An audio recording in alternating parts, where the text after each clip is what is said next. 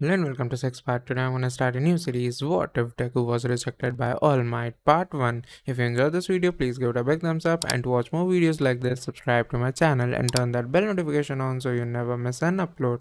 Now wasting no more time, let's begin. After taking a tentative step, his feet resolutely moved forward. Izuku repeatedly reminded himself that he already knew while sobbing and frantically wiping his face with the sleeves of his school uniform. Even though he had known for years, he had held onto a small, flimsy hope inside of him until now. He was surrounded by a soft breeze that brushed against his skin as the sky turned a vivid blue. He had met the hero he most admired that day.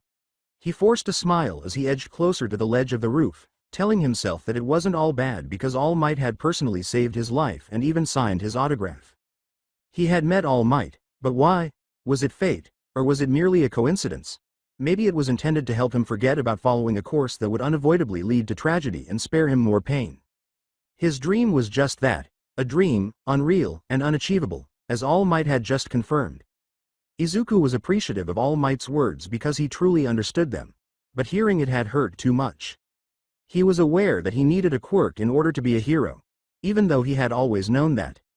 Deku tried to force a smile as he closed his eyes and took his last step toward the emptiness. Before his body started to plunge headfirst into the abyss, his right foot hung in midair for what seemed like an eternity.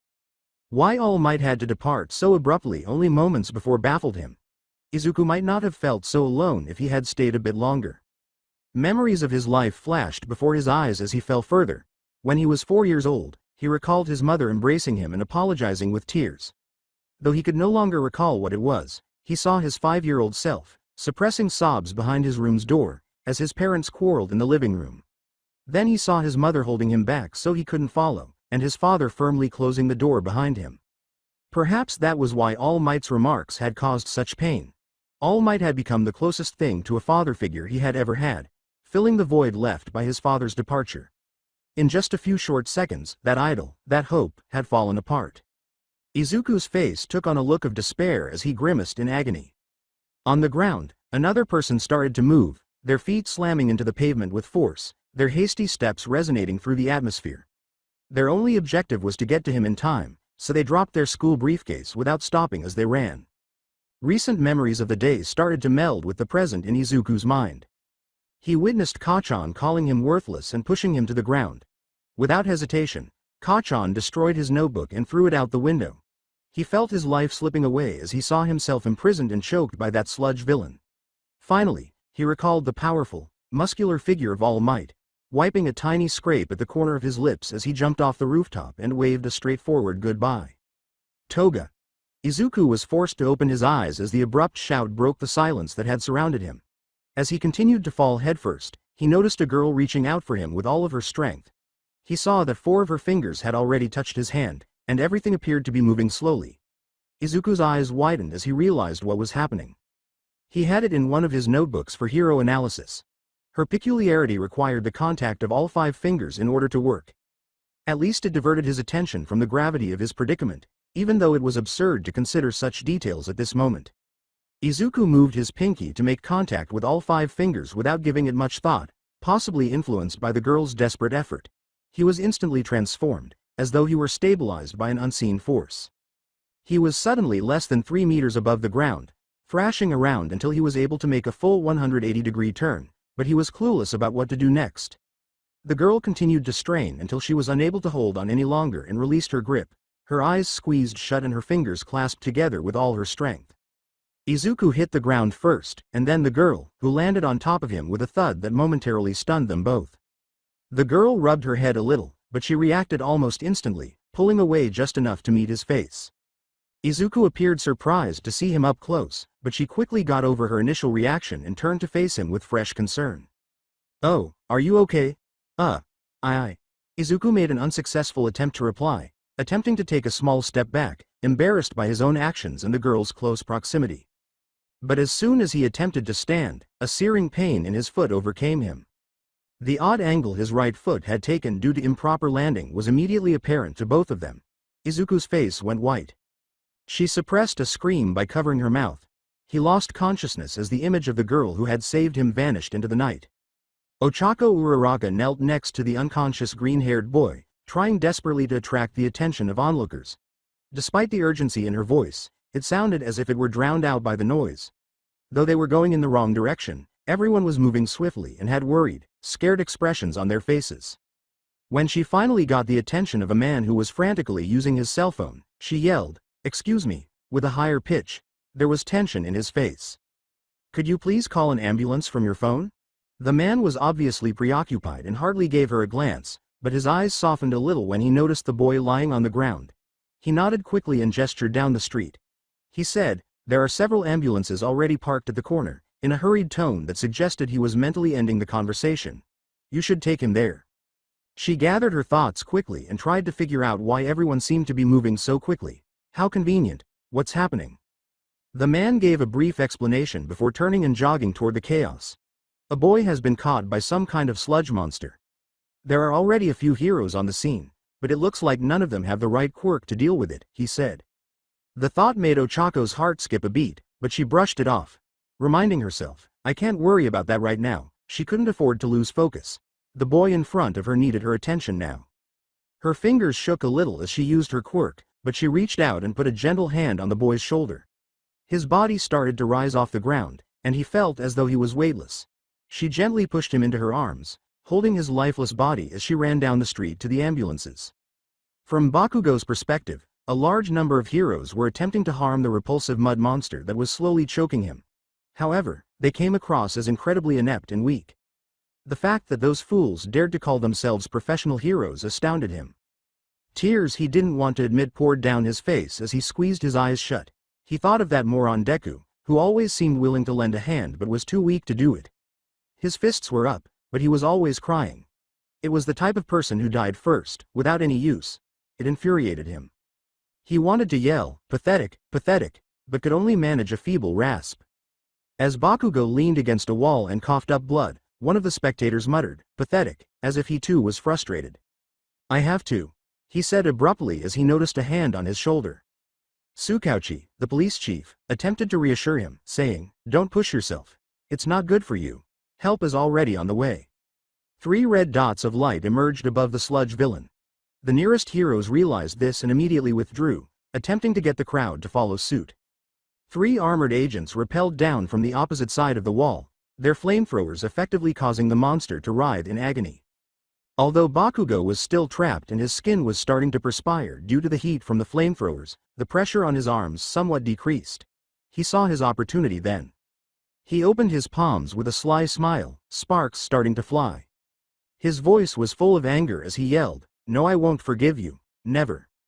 He screamed, "Die," and threw all of his strength into a huge explosion. "Die!" The shocked bystanders echoed. A huge explosion burst from the alley, briefly illuminating the sky. Large clumps of mud then started to fall, but the monster remained motionless. The police chief admitted, "He's really strong," as All Might looked on in disbelief. All Might was the first thing Izuku saw when he opened his eyes, but it was obviously just a figurine on the shelf in front of his bed, the hero's famous pose captured in time. For a split second, the familiar sight contrasted sharply with the turmoil churning in his chest, and he wondered. Was everything a dream? But reality hit him hard as he attempted to sit up. His eyes were swollen from crying, his leg was covered in a thick cast, and his heart was tormented by an indescribable emptiness that seemed insurmountable. Through the fog of confusion and hope, a painfully real memory rushed to the front of his mind. "I'm sorry. You can't be a hero without a quirk." Tears filled his eyes once more, obscuring the room around him as the words replayed in his mind, piercing and merciless. He gripped his shirt tightly over his heart, as though the physical strain would somehow prevent the feelings from leaking out and prevent him from completely disintegrating. Izuku hastily wiped his eyes with the back of his hand in a fruitless attempt to conceal the signs of his grief as the door to his room creaked open. The person in the doorway was instantly recognizable, the good-hearted girl who had come to his aid. Izuku's cheeks flushed with embarrassment as their eyes briefly locked. She was carrying a tray of food. In the wake of his despair, he instinctively lowered his gaze, unable to confront her kindness. "Thank goodness. You're awake," she said in a warm, gentle voice, clearly relieved. Her sincere smile lit up the room as she set the tray on the bedside table. However, her smile wavered as she continued to stare at Izuku, who remained silent and kept his head down. She bowed deeply in front of him, her sincerity showing in every gesture, and she started, "Please," in a voice tinged with guilt. "Forgive me for using my quirk on you. Because of me, you got hurt." At last, Izuku raised his face to gaze at her, still in the middle of his bow, his mouth agape as the tears began to trickle back. He was at a loss for words, unsure of how to react to this girl who was so sincere in her apology and so unworthy of his silence. This girl was who? How could she have shown him such kindness? When there was no answer, Ochako slowly raised his head to see Izuku Midoriya. His mother had mentioned his name, crying uncontrollably, his grief exposed. Her concern grew as she reached out, her hand hovering just above his shoulder, reluctant to touch him. "Are you in pain?" she asked. His mother's voice yelled, "Izuku!" from behind the sweet girl, who hurried to the side so the older woman could join him. She sobbed, "I was so worried when you didn't wake up," as she frantically examined his arms and face for any indication of harm, as though her touch could somehow take away his suffering. "Mom?" Izuku whispered, the word barely coming out of his mouth as he tried to find some background, some explanation for how he had come to be here. His mother, wiping her nose with a tissue, explained, "This young lady kindly brought you home after you were treated by Recovery Girl," her voice quivering with appreciation. She forced a tiny, appreciative smile despite the tense atmosphere in the room. "We owe this young lady a lot," she continued, looking at Ochako with a mix of gratitude and admiration in her voice. Izuku tried to sit up, but his movements were labored and slow. His mind was a whirlpool of opposing feelings, and his body was still hurting from the experience. To avoid their appreciation, Ochako Uraraka, in the meantime, held up both of her hands in front of them. As mother and son bowed their heads in gratitude, she started, blushing with embarrassment. "No, actually." As she struggled to explain her actions, Ochako trailed off, her words faltering, "I was just apologizing to your son for using my quirk on him without his consent. I've heard of cases where that has ended very badly. The truth is." Before opening his eyes as he fell, Izuku briefly remembered what he had heard her yell. Her tone was urgent and desperate. He pondered whether she had actually saved him because she thought he was someone else. The pain was nearly unbearable, and he clutched his shirt over his heart as a new pang went through his chest, sudden and sharp like a stab wound. Both women gave him worried looks, but his mother's eyes abruptly became more intense and serious. Her voice was steady but tinged with anger. "When I went to the school to report your condition, some of your classmates told me that a boy named Bakugo has been bullying you for a long time," she said. As Izuku realized exactly where this conversation was going, a shiver went down his spine. Holding him by both shoulders, his mother tried to contain her tears while maintaining a firm but trembling grip. Izuku was unable to look her in the eyes. With her voice breaking as she tried to maintain her composure, she questioned, "Why didn't you tell me?" The unspoken words hung in the air like a black cloud, and the silence dragged on, heavy and unending, as mother and son now looked at one another with teary eyes. Izuku uttered the words, "It's not what you think," in a barely audible whisper, his throat constricted with emotion. "I want you to tell me," she insisted, her hands slightly tightening around his shoulders. "Tell me if it was that Bakugo or one of his friends who pushed you off the building." Izuku put both hands over his mouth in shock that his mother would ask so directly, even though he had anticipated it. His emotions were raging like a raging storm as he violently shook his head. Uneasy, Ochako looked around the room, her gaze falling on the various pieces of All Might memorabilia that lined the shelves and walls, evidence of Izuku's steadfast devotion to the hero. She broke the tension with a voice that said, "By the way, recalling something significant. A few moments before I saw you fall from the building, I saw All Might running down the street, coming from that direction. That's why I turned around. What a coincidence, right?" As his mother turned back to Izuku, her eyes narrowed and took on a new level of severity. "Izuku, does this have anything to do with All Might?" Izuku kept his mouth shut, tears streaming from his eyes once more, his silence somehow betraying him despite his best efforts to control his feelings. His mother scowled, her face showing a mix of worry and annoyance. His mother dared to guess, "Don't tell me you were trying to get his autograph and tried to follow him when he jumped off the roof," in a tone of incredulity.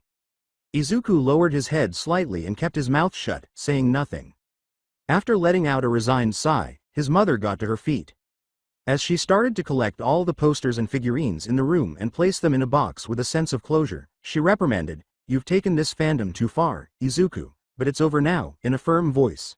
With the box firmly grasped in her arms, she turned to go. Izuku's heart ached with each thing she took away, but he did nothing to stop her. She turned to him one last time and paused in the doorway, her voice growing softer. I'm doing this because I want you to realize that there's more to life than All Might, and that I'm the one who's here with you. Izuku was unable to contain his tears any longer and fell back onto the bed, his body shaking as he covered his eyes with both forearms. He thought, that's true.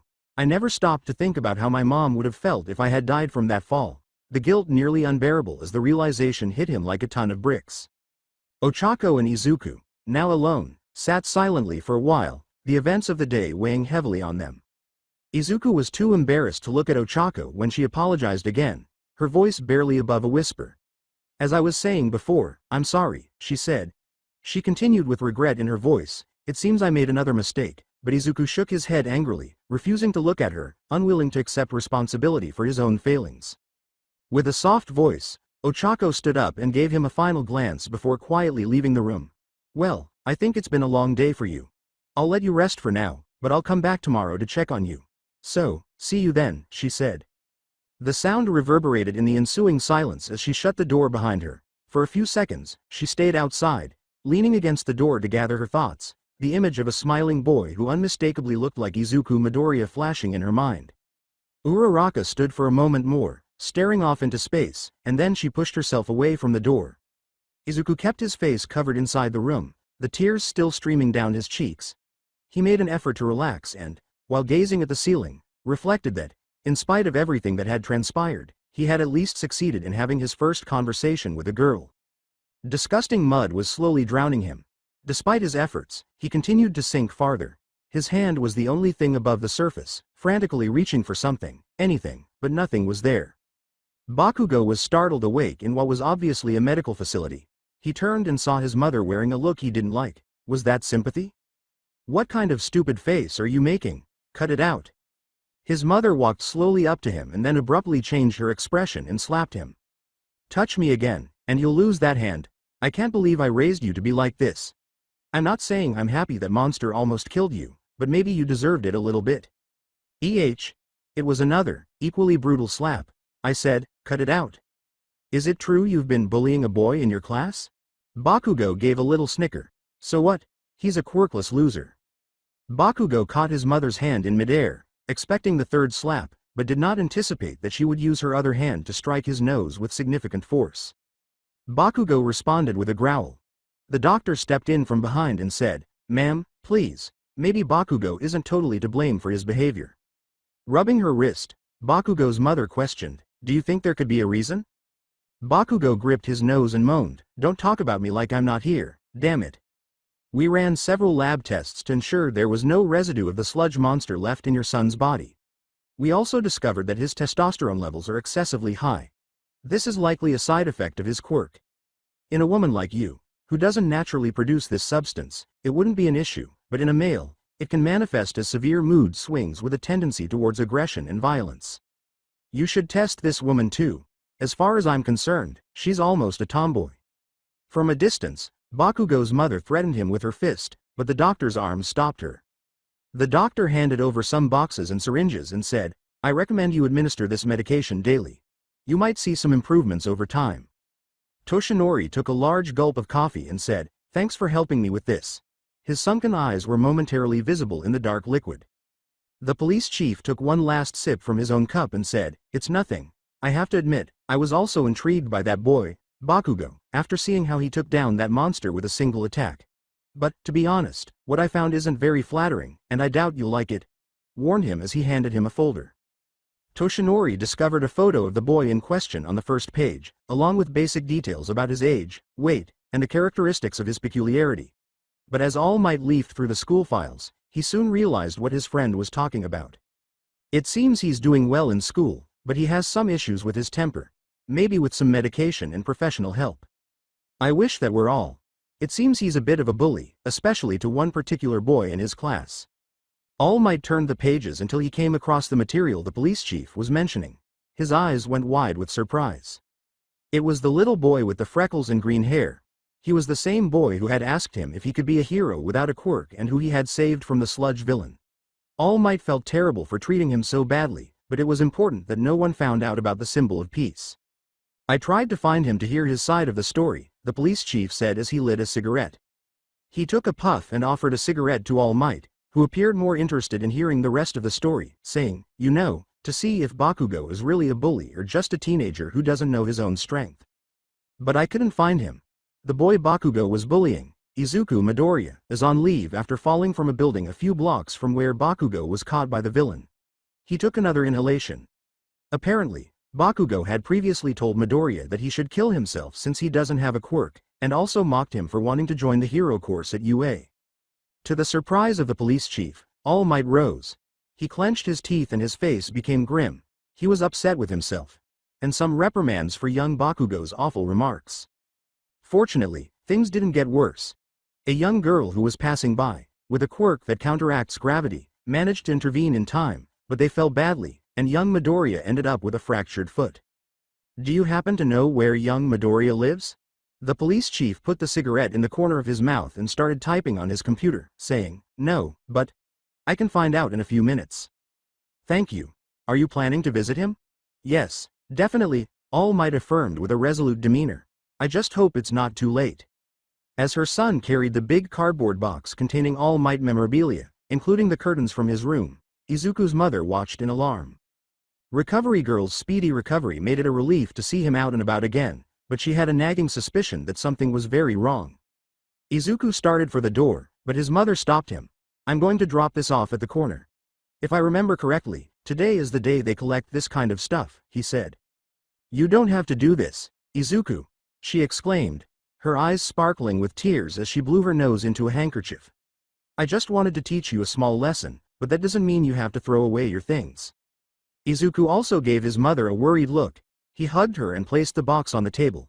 In a moment like this, he might have cried in the past, but he felt as though his tears had dried up. In addition, he had made the decision to become stronger for his mother's benefit so that she wouldn't have to worry about him as much. "I've been thinking about what you said, and I realized I don't need all these things if I have you." But Izuku attempted to repress the strong emotions that had overtaken him. "And you're right, I took this obsession too far and nearly lost my life. I shouldn't have put so much importance on one person," he said. "It's like Hero Hawks said in an interview. Sometimes, in our desire to save the world, we forget those closest to us, even our families. But I promise that from now on, before I do anything, I'll think about your feelings too." "Izuku," his mother said, embracing him even more tightly. She was shocked to see him feigning a smile when she looked up at him. "So, I've decided to follow a different path from All Might." When his mother finally let him go, a little taken aback, Izuku used the occasion to leave the house carrying the box. "I'll be back in a moment." Izuku was already on the street when he saw that the sky was blue and the breeze was light. Using one hand to adjust the box, he noticed a lovely cloud trail where a plane had just flown by. A tall, very thin blonde man with sunken eyes stood in front of him as he traced the trail with his finger in a straight line before turning back to the street. Izuku exclaimed, "Ah," before letting the box fall to the floor and spilling its contents. When the young man bent down to pick up the All Might action figures that had fallen out, the man gritted his teeth and made the decision to assist him. He took one of the figures from the stranger's hand and said, "I'm sorry," feeling ashamed. The man asked, looking at it closely in front of his face as he became sidetracked by another of the figures, "Are you going to throw this away?" "Yes," Izuku said, but he smiled slightly when he noticed that the man was examining the contents of the box more closely. "Unless you want them." They exchanged direct glances, and Izuku sensed that the man's eyes held more sadness than just his outward appearance. Izuku couldn't help but think that he was the total opposite of the smiling hero when he saw him holding the All Might figure, and perhaps he had some illness that caused him to appear that way. "Is it that you no longer admire the hero All Might?" Izuku paused, then continued, lowering his gaze slightly. "I think All Might is the greatest hero of all time. I've always been a huge fan, and you know, he personally saved me from the attack of a horrible monster that tried to suffocate me, and for that, I am eternally grateful," he said. "But after he saved me, I realized that I could never actually become like him, no matter how hard I try. I think after my father left, I started to think of All Might as a kind of father figure, as a role model whose footsteps I could follow, but without a quirk. I now realize that's practically impossible. And I have to admit that it made me feel very sad." Izuku looked up once more and saw that the blonde man was crying over his story.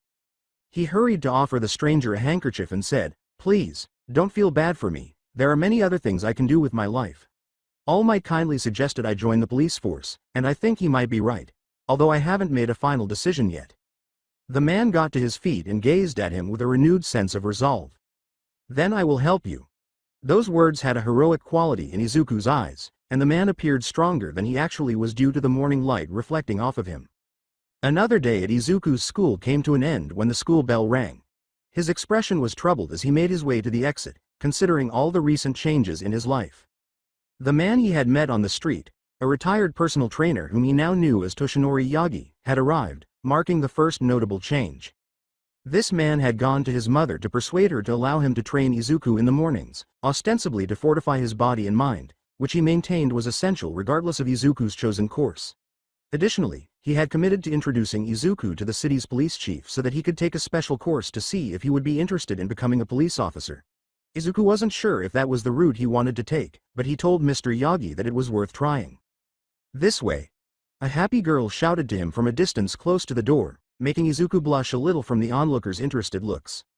Her uniform most likely indicated that she was from a different school and had come to see him.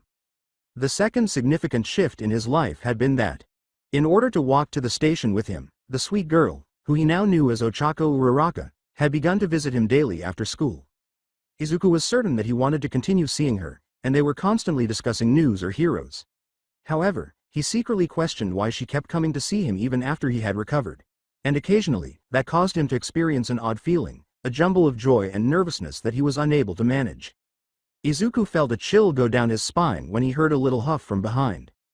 "Get out of the way, Deku," Kachan grumbled behind him, only now realizing that he had halted his stride, absorbed in his thoughts. Sorry, Kachan." Seeing the slight shift in Kachan's expression, Izuku hurried to get out of the way. He appeared more serious than usual lately, which gave him an intimidating appearance that Izuku was unable to fully describe. The largest shift in Izuku's day-to-day existence was undoubtedly this. Kachan had stopped making fun of him for some reason. Izuku pondered whether the sludge monster incident was the cause. Kachan had defeated the monster in contrast to him. The two of them were obviously separated by a great distance. Perhaps Kachan had come to the conclusion that it was useless to bother someone who was obviously beneath him. "Is that the same person who used to harass you?" Uraraka inquired next to him. "However, you two seem to get along much better now." Uraraka, why do you say that?" Izuku, who was still a little unaccustomed to her abrupt proximity, asked, stepping back a bit. He said, "You can do it, as I heard. Deku, you know." Once more, Izuku became anxious. No, useless, is actually the other way to read my name in kanji. He said it when we were first learning to read, but he has said it so often that it no longer qualifies as an insult. Uraraka's smile was almost glowing as she clasped her hands together. "Well, from now on, you should give it the meaning you desire. Deku, which means, you can do it, is a cute nickname in my opinion." Ochako began jumping on her toes and putting her fist in the air while chanting, "Deku," repeatedly before Izuku could respond, with zeal. "Why, if you'd like, you can call me Deku." Izuku nodded, his face flushed from the warmth that rose to it. Uraraka smiled warmly and said, "I will," before making her way to the door. Izuku followed, feeling as though things were slowly changing in his world. Suddenly, though, a sizable group of students gathered at the entrance, creating a human barrier that prevented anyone from leaving. There was a tense murmur in the air, and people in the room started to look at each other uneasily. Bakugo, at the front, scowled in frustration, his eyes flashing with a mixture of irritation and contempt. A boy with blonde hair appeared from the crowd directly in front of him, his cocky stance and smug expression making him stand out. A group of students, obviously from other schools, were behind him. "You are the Katsuki Bakugo that everyone is talking about, then. Since I intend to take the exam as well, I came to introduce myself after hearing that you are interested in enrolling at UA next year. It's a pleasure to meet you," he said, holding out his hand in an oversized bow. "My name is Nato Monoma." "Move." Bakugo merely swatted Monoma's hand away in response. "Obviously.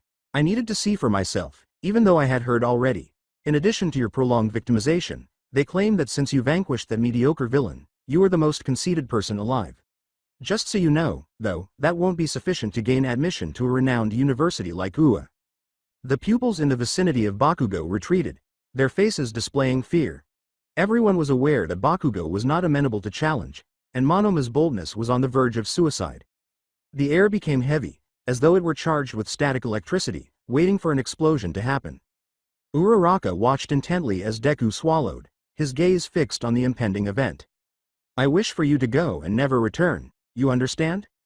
To everyone's astonishment, the odd boy burst out laughing. What? What were you saying? If you spoke so softly, I couldn't hear you. What became of the energy you gave that sludge villain? Because it was like this, isn't it? As soon as Monoma held his hand up to the sky, an explosion akin to the ones Bakugo created exploded above their heads, leaving everyone stunned. Everyone could hear them, with the exception of Midoriya, who began muttering to himself. It's unbelievable. Is his quirk identical to Kacchan's? That would be too odd. No explosive powers are even more uncommon than fire powers. That quirk may be present in 1 out of every 3 million people. His quirk must be copying quirks because, even if it were the same, it looked far too similar to the kind of explosions Kacchan uses. Monoma rearranged his hair with a hint of bewilderment at being discovered so fast, but he soon regained his haughty manner. See, your actions weren't particularly noteworthy. I believe that you like to attract attention, which is why you waited so long to be rescued by playing the victim. Real heroes like All Might, however, were too preoccupied to deal with your victim complex, as you have seen. At last, those words infuriated Bakugo, who gritted his teeth and lunged at Monoma, attempting to seize him by the collar. However, Monoma sidestepped the attack with unexpected dexterity, using a technique that took Bakugo by surprise, sliding his body. I can also tell that you're a little slow. With the new format of the UA entrance exam, that will be problematic. New? Bakugo snarled, getting ready to strike. With an unwavering smile, Monoma sidestepped the first blow and then the ones that followed, moving with a fluidity that only made Bakugo more irritated. In a moment that seemed to drag on, as though time had stopped, Monoma slipped beneath Bakugo's extended arm and, with a quick move, applied tiny bunny stickers to 3 different areas of Bakugo's back, leaving his opponent feeling both confused and enraged. I don't think I'll have to worry about you when I take the tests. It was all a huge exaggeration by the media. Enjoying the humiliation he was causing, Monoma laughed again, extravagantly, almost theatrically. What a failure. Monoma pointed at Bakugo in a taunt. You. Bakugo's hands started to glow. You're. Enough. A firm voice cut through the confusion. Suddenly a red-haired girl with a long ponytail bounced behind her and struck Monoma hard enough on the back of the neck to cause him to stagger. Then, like a mischievous puppy, she seized him by the neck. This was the purpose of this odd outing, to get crepes. You ought to feel embarrassed. She then apologized and said goodbye to everyone by giving them a small bow. Everyone was left feeling shocked by how pathetically everything had ended as they watched the pupils from other schools depart. The gentle sway of the train ride back home was accompanied by the rhythmic sound of the carriage. With her typical vigor, Uraraka leaned in Deku's direction, drawing near enough to make their shoulders nearly meet. The information he was looking up on his phone piqued her curiosity. While doing so, she became aware of something that caught her eye. Deku didn't exhibit his typical shyness or uneasiness at their closeness this time. Was he so engrossed in his reading that he failed to notice, or was he finally growing accustomed to her presence? Uraraka's lips formed a gentle smile, hoping it was the latter. She found it extremely adorable that Deku blushed, even though it seemed unusual for a guy. This is it, Deku declared. According to it, the new UA as his first administrative move, High Principal Shota Aizawa made the decision to alter the UA entrance exam, which hasn't changed in more than 20 years. Whatever became of the former principal? Uraraka inquired, picturing the former principal, Nezu, waving and grinning in his trademark manner. It seems that he chose to pause his teaching career in order to focus on his political career. He intends to run for the city's mayoralty. Uraraka muttered, "Oh, I see," as a humorous picture of Nezu wearing a tiny mayor's hat suddenly appeared in her head. Deku's expression remained solemn as he proceeded to browse through the data on his phone. He pointed to his phone, which showed Uraraka a human body silhouette with 3 red lights positioned in various places, and said, "This is what Monoma was referring to. The initial screening process for UA will be a competition where the contestant tries to tag 3 other applicants to disqualify them while avoiding getting tagged by 3 sensors that are attached to their body. By doing this, the new principal hopes to treat applicants with quirks, such as psychic or intelligence-based quirks, equally to those who have quirks that differ from those based on physical strength." Uraraka remarked, "Previously, the exam was like playing a video game where you had to fight robots and collect points." Deku nodded in agreement.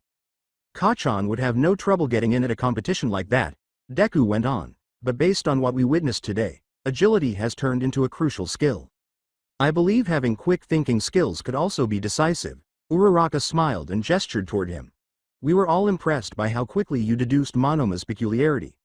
Is that not your peculiarity? Have you ever been tested on your IQ? To Uraraka's delight, Deku finally started to flush and make amusing hand gestures. My mother took me to a number of tests, including intelligence tests, but the results showed that I was only marginally above average, nothing to brag about, and definitely not an IQ quirk. It was still impressive. Uraraka grinned, and Deku had to hold his forearms over his face to conceal his blushing face. His weapons had been totally disarmed by Uraraka's kind words. Oh, this is where I'm stopping, Uraraka realized abruptly and stood up. I'll see you tomorrow. Uraraka smiled as she said goodbye, and Deku nodded, still partially concealed behind his arms and unable to look her in the eye. Would he ever be able to bid her farewell properly? He didn't know. All Might smiled as he entered the police chief's office. Hi, how are you doing? Noting the sophistication of All Might's suit, the police chief shook his hand firmly in greeting. Yes, I do remember now. Your training to become a teacher at UA next year will start today.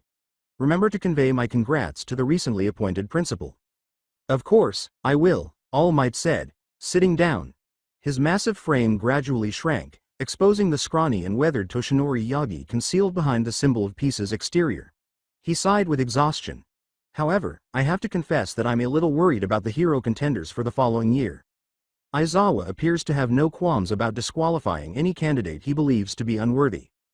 The chief of police nodded, his face a mix of seriousness and understanding. I remember him saying that letting a dream fall apart in the middle is the cruelest thing there is. Though he couldn't get rid of some uneasiness, Toshinori thought about those words and realized that Aizawa had a point. He muttered, more to himself than to his interlocutor, but taking away someone's dream so quickly can also be very cruel. Despite noticing the remark, the police chief chose not to investigate further. There were more pressing issues. The chief handed Toshinori a folder and said, anyway, the reason I called you is that we need your help investigating a case. Before continuing, he waited for Toshinori to finish reading the first page by himself. Toshinori's expression darkened slightly and his eyes narrowed as he took in the information. The silence was broken when he finally said, so Endeavor's son has disappeared. Toshinori was told to turn to the next page by the police chief, who clarified, in fact, we have strong reasons to believe he has fled. I can't tell you everything, but it appears that since Endeavor's first son, Toya, passed away, his family has been declining. Additionally, it seems that Endeavor was overpressing his younger son to succeed him. Examining the picture in the file, Toshinori saw the young man's face was scarred by a burn. The last thing we know is that he was studying for the UA entrance exams, though that is unlikely given that the new principal also terminated the recommendation system. Toshinori slowly closed the folder. I see. I'll watch it closely. As he pushed aside scrap metal to make a makeshift shelter and shield himself from the impending storm, a flash of lightning illuminated Todoroki's face in the nighttime darkness. He had never pictured himself in such a dangerous situation, of course, but he told himself that anything was preferable to living in the same house as his crazy father.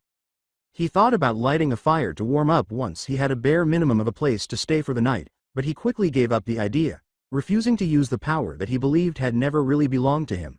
Or, more accurately, that he had never desired. Fatigued, he attempted to settle in and fell asleep almost immediately. While he slept, his dreams merged with his early recollections of his mother and the times he had wished he could have been a typical kid without having to deal with a legacy he had never desired.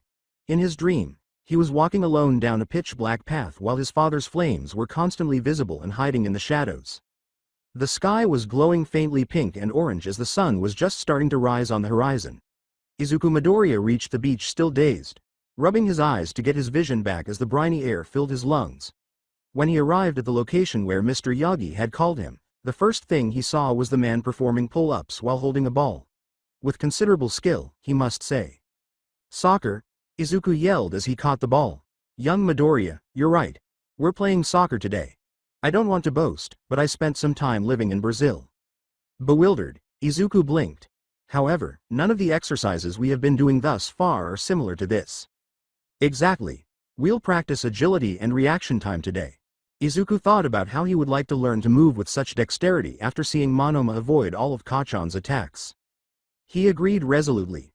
All right. That's the spirit. He gave Izuku a pair of odd white gloves right away, which appeared to have sensors at the fingertips, along with some shoes and knee pads that were merged into one unit. "What is this?" Izuku held the equipment curiously as he asked. "I just took something from the engineering department at UA. How did you obtain it?" "That's a secret," said Mr. Yagi. Izuku, feeling a little strange at first, started putting on the gear and was already getting used to that type of response. Although he occasionally thought Mr. Yagi was making fun of him, he had eventually started to notice some changes in his physical appearance because of his assistance with the morning training sessions, and he felt more assured of himself as a result. Toshinori indicated a buoy in the sea that was quite distant from the coast. "The first thing you'll do is try to hit that target out there using the ball," he said. "However, that isn't feasible," Izuku objected, taken aback by the distance.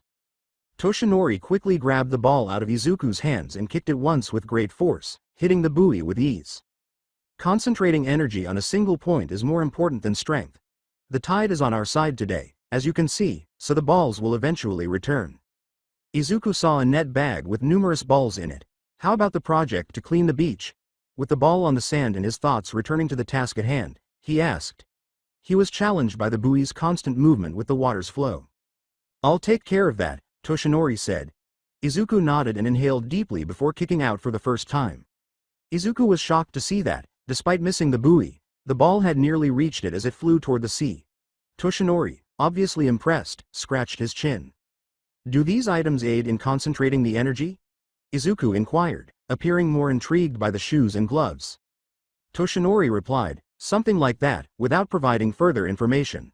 Setting up a second ball to kick, Deku suggested, "I'll return in the evening to clean the beach."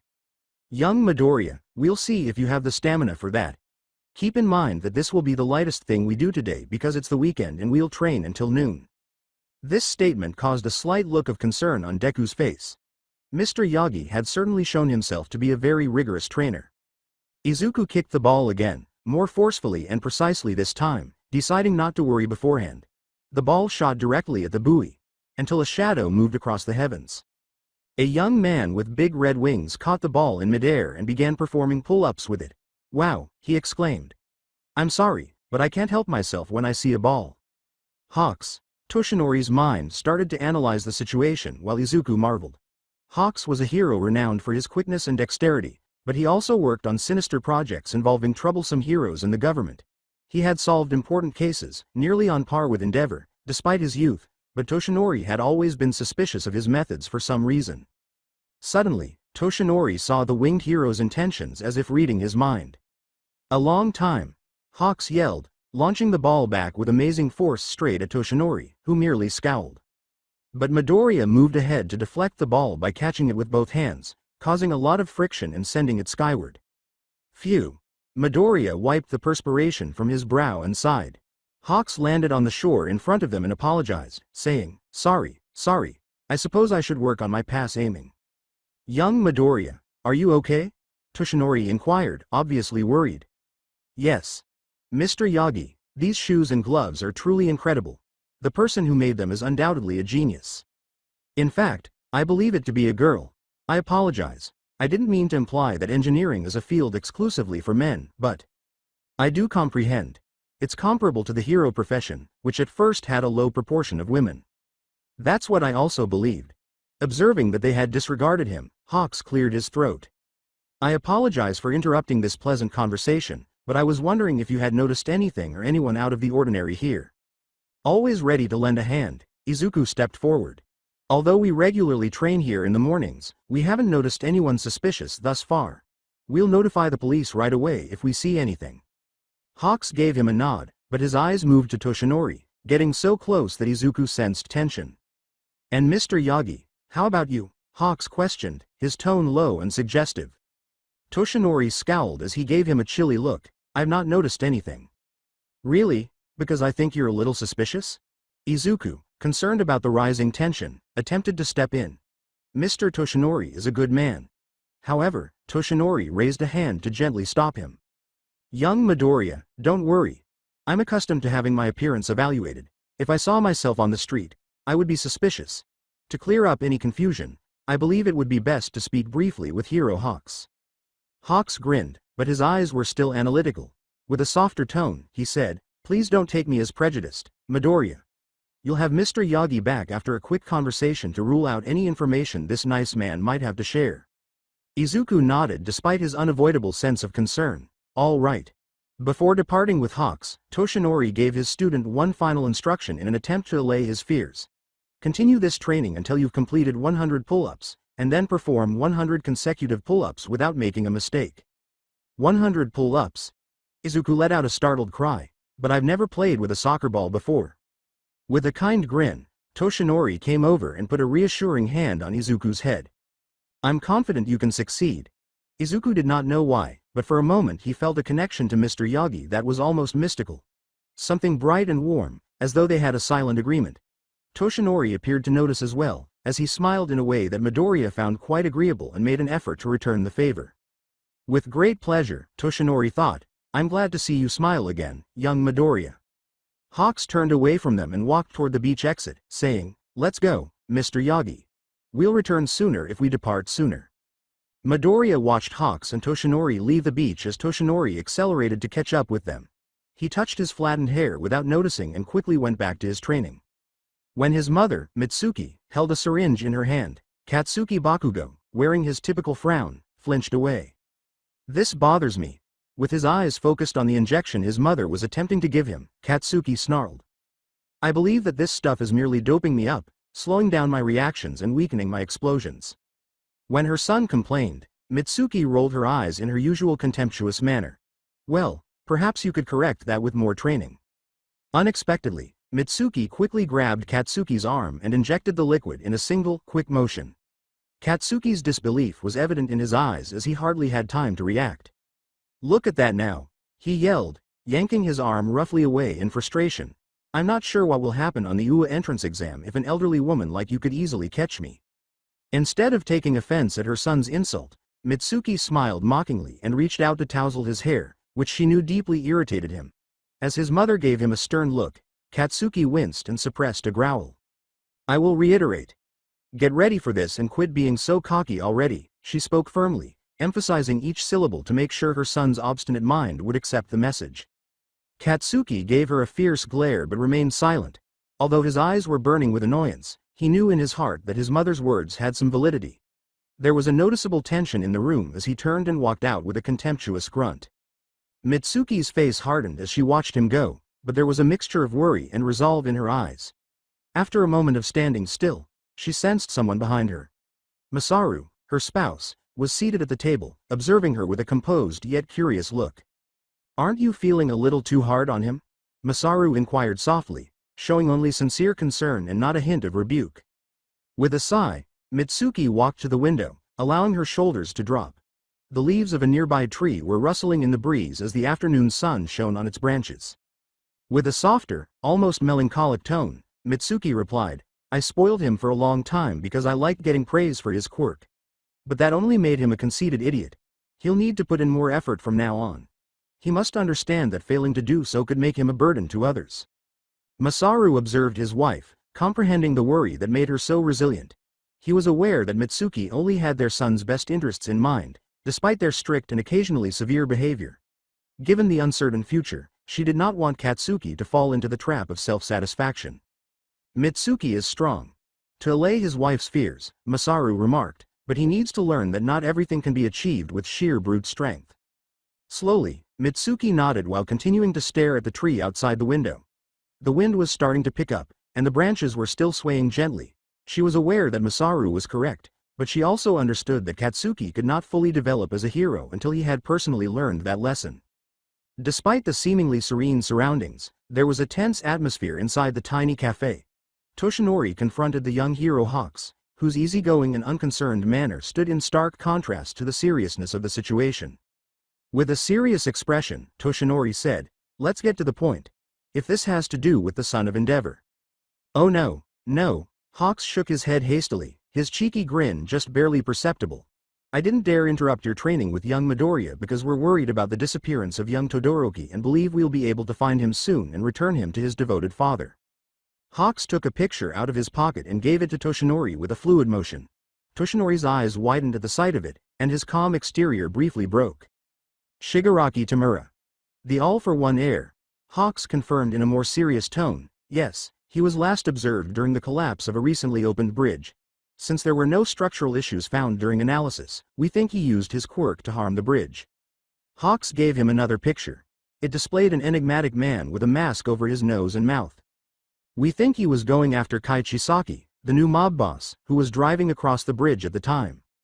A conflict between criminals? We'd like to know that, Hawks acknowledged. It would be simpler to anticipate their next move if the attack's motivation were more obvious. And for that reason, Hawks's expression had become unusually solemn. Was there anything that suggested All for One was leaving any unresolved issues for his successor when you fought him the last time? No, was Toshinori's firm response. Tamura Shigaraki had already cut all connections with him when I finally defeated All for One. He most likely left without turning around after realizing he was merely being used. We confiscated all of Dr. Kyudai Garaki's research, which was also placed under arrest, and destroyed all of the Nomus that was being hidden. However, I assume you are already aware of that. I was afraid you would say that, Hawks said, so we're back to square one, his face a little more relaxed. And, if it's not too much to ask, how are you doing following that fight? Toshinori let out a long sigh, as though the memories of that fight were still pressing down on his chest. I can only act like a hero for 15 minutes a day now, so it's just a matter of appearing and then vanishing. However, in this year's popularity rankings, you once again overtook Endeavor and me. Don't you think it's time for you to retire, even though it's not like anyone really cares about those details? Toshinori looked out the window, where he saw a tree with bare branches swaying softly in the wind and an empty nest. Hawks followed his eyes and knew the meaning without having to speak. Yeah. I understand. Before you can retire, you still need to find a deserving successor to serve as the new symbol of peace. Trying not to smile, Hawks took a sip from his coffee cup. Is young Midoriya the culprit? With a hint of mockery in Hawks's question, Toshinori got up and planned to leave. I think I've addressed every query about the case. Of course, Hawks said, not wishing to interrupt. But don't hesitate to give me a call at any moment if you remember anything more. That would be an enormous honor. Hawks grinned without opening his eyes and handed over a card. Without giving it a glance, Toshinori accepted it and slipped it into his pocket before turning to face the door and giving a quick nod. Hawks let himself stretch in his chair, his legs letting go beneath the table, just after Toshinori shut the door to the private room. He stared at the ceiling, remembering the freckled, green-haired boy he had seen on the beach training with Toshinori. He laughed quietly to himself, so he might be the next symbol of peace. What a fascinating decision. Still annoyed by his encounter with Hawks, Toshinori Yagi strolled along the sidewalk on his way back to the beach. His thoughts were still racing through his head when he was suddenly interrupted by a voice. I'm sorry. Toshinori halted and turned to face the voice's origin. A young woman with unusual eyes and pink hair stood in front of him, watching him with a wide, unsettling smile. Yes, he answered, attempting to conceal his astonishment. I'm Mei Hatsume, and it's a pleasure to meet you, the girl said enthusiastically as she introduced herself. Hi, Toshinori stumbled, surprised at her unexpected arrival and the name's familiarity, though he couldn't remember where he had heard it. The girl's eyes studied him with a mixture of excitement and curiosity, and her smile stayed fixed. He was accustomed to this kind of attention when he was All Might, but in his current form, he was typically shunned. An unsettling thought suddenly occurred to him. Was she one of those young ladies who enticed unwary men into bars only to force them to spend a lot of money? I apologize, but I have to return to the beach. He tried to excuse himself and went back to his walk, saying, someone is waiting for me. The young man on the beach is all right. When Hatsume said, I've been keeping a very close eye on him since you left, Toshinori came to a complete stop. As for me, I want to attend UA to study engineering. Really? Now more worried than interested, Toshinori inquired. Yes. I got ahead of myself and turned in my project ahead of schedule, even though the new admission system stated that we had 10 months to submit a project that would be evaluated on its merits. Furthermore, what's wrong with being zealous and hoping to attract investors right away? Hatsume laughed happily as Toshinori gazed at her with a mixture of wonder and concern. She proudly showed him a gadget that looked like a radar and said, of course, I always make sure to equip each and every one of my babies with a satellite tracker, to prevent them from falling into the wrong hands. I also occasionally install tiny microphones. And cameras? Toshinori ventured, becoming increasingly alarmed. No cameras. Because, she gestured to her eyes. I don't need them. You see, I can keep an eye on each of my babies myself because of my peculiarity that enables me to see things from a great distance. Infants? Toshinori inquired, not fully comprehending. At the moment, I see Midoriya still attempting to finish the 100 shots I gave him before he left. Hatsume grinned dreamily. I need someone to help me test my inventions and be as submissive as he is. My current assistant constantly chastises me for everything, including whether or not I adhered to safety regulations. Toshinori tried to defend him by arguing, but young Midoriya is very busy. How unfortunate, Hatsume said, turning swiftly. You know what's funny, though? I saw All Might, the top hero, swimming on this very beach earlier. I wouldn't mind if he shared his thoughts about my children. Is he still alive, in your opinion? Is it possible that Midoriya saw him? Wouldn't it be worthwhile to ask? Toshinori sighed deeply, accepting the girl's obvious blackmail. As Toshinori prepared himself for what was obviously going to be a lengthy conversation with the clever and tenacious Mei Hatsume, he thought, please forgive me, young Midoriya. The beach was bathed in a gentle twilight as the daylight was starting to fade. Izuku was too focused on his training to notice the passing of time. He received a message from Mr. Yagi stating that he was on his way but was running late because of some issues. Izuku, however, was determined not to waste time and carried on with his routine. Izuku was concentrating on achieving his pull-up objective, which had proven to be more difficult than he had anticipated. He had accomplished 20 consecutive ones thus far, which was a respectable total but far short of his ultimate objective.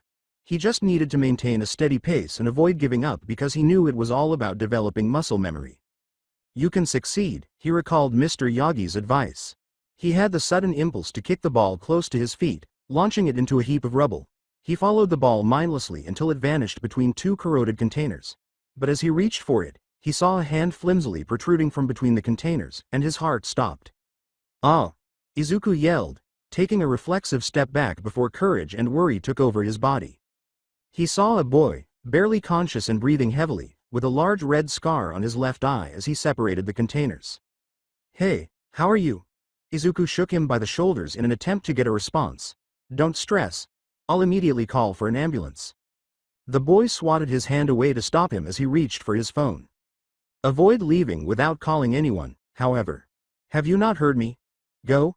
Ice spikes started to rise from the ground around Izuku before he could react, creating a perilous and frigid barrier. Izuku was left alone in the frozen thread as the boy passed out once more. Even though Izuku's heart was pounding, he remained resolute. Midoriya used his strength to push through the ice and break down the barriers between him and the boy. Disregarding the boy's words and the ice spike's implied warning, he positioned him on his back as best he could with deliberate movements. Izuku started walking resolutely in the direction of the beach's exit, his mind fixed on getting the boy to safety. He knew one thing for certain, though, despite the uncertainty all around him and the weight on his back. He couldn't leave him. Their vacant eyes watched the scene repeatedly on the screen as the laptop sat on a bed covered in Cabbage Patch dolls in a room with an odd taste in decor. The moment Katsuki Bakugo was taken prisoner by the sludge monster was repeatedly shown in the video. Viewers were drawn in by the boy's agonized expression and tearful eyes, and they found themselves repeatedly rewinding the video to the beginning. Himiko Toga blushed and smiled naively, but her eyes glowed with an unsettling intensity. Katsuki Bakugo, you're so cute, she whispered. I'm eager to find out more about you. A faint knock on the door jolted her out of her reverie as her obsession grew. Knock, knock. Twice he peered through the door, his face half hidden by his usual mask. Toga quickly shut down the laptop and embraced the pillow she had been leaning on for support. Jin, before entering, you are expected to knock and wait for a response. After shutting the door, the man knocked once more. Without responding, Himiko observed the shadow beneath the door shifting. She smiled a little at that. When he saw Toga leave the room, he twice kept pacing back and forth. I apologize. I thought you might be going a little crazy when I heard you talking to yourself. You might want some company, I just thought. Sitting on the shabby sofa in the living room, Toga remarked, I'm not going crazy, Jin. You know I don't like you spying on me, and I was just thinking aloud. Twice, a tear appeared in his mask as he begged, yeah, I know, so please don't be mad at me. I'm excited, not angry. Excited? He tilted his head curiously and repeated it twice. With a cheeky reddening and a cheeky smile spreading across her face, Toga said, I'm going to confess to the boy I like. That's fantastic. When he started digging through the drawers and flinging clothes everywhere, Twice yelled excitedly. We have to choose what you will wear. It's crucial. But if I'm lucky, you don't need to wear anything, Twice added in jest, only to get a light smack that reverberated like a line from a comedy show. Toga walked over the clothes scattered on the floor and headed for the exit, saying, "You know I'm grateful for you letting me stay at your place, but that doesn't mean I'm going to take my clothes off." Twice he knelt at her feet, begging, in his usual theatrical fashion. "No, don't go, please, I promise to change. I'm staying put." Toga smiled shyly and said, "I'm just going out to find what I'll wear the day I confess."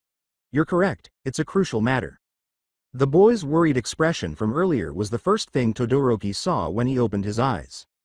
He sat up in bed, startled, and dropped a damp cloth from his forehead. Still feeling very lightheaded, he held his head and had to lie back down. "Don't get up, please." Putting the damp cloth back on Todoroki's forehead, Midoriya remarked, "You still have a bit of a fever." "Is the hospital where we are?" Todoroki asked as he looked around the room. "At my house, actually, so you're a little minimalist, I suppose." Midoriya gave a small, ashamed smile. "I removed the majority of the decorations because a lot happened." "I see." Todoroki shut his eyes once more. "Is anybody else aware of my presence?" Midoriya, "No," stood up and moved to the door. "So, try to get some rest for now." Izuku walked out of the room when he heard no answer, but not before he shut the door. "Ensure that nobody discovers my presence." Izuku gave a slight acknowledgement in response. Izuku pulled his phone from his pocket and saw that Mr. Yagi had sent him multiple new messages. And he was shocked to discover that a call was coming in quietly right then. He immediately regretted his hasty decision to end the call. The sound of keys in the house's front door interrupted his rest, and Izuku rushed to catch his mother. "Izuku." She smiled as she greeted him and shut the door. "I'm very happy you're back." Then she lifted her shopping bag as if she remembered something. "We're having curry rice tonight." "That's fantastic, Mom." Izuku tried to smile but was unable to conceal his worry. "What is the issue?" he said hastily. "Nothing," before deciding.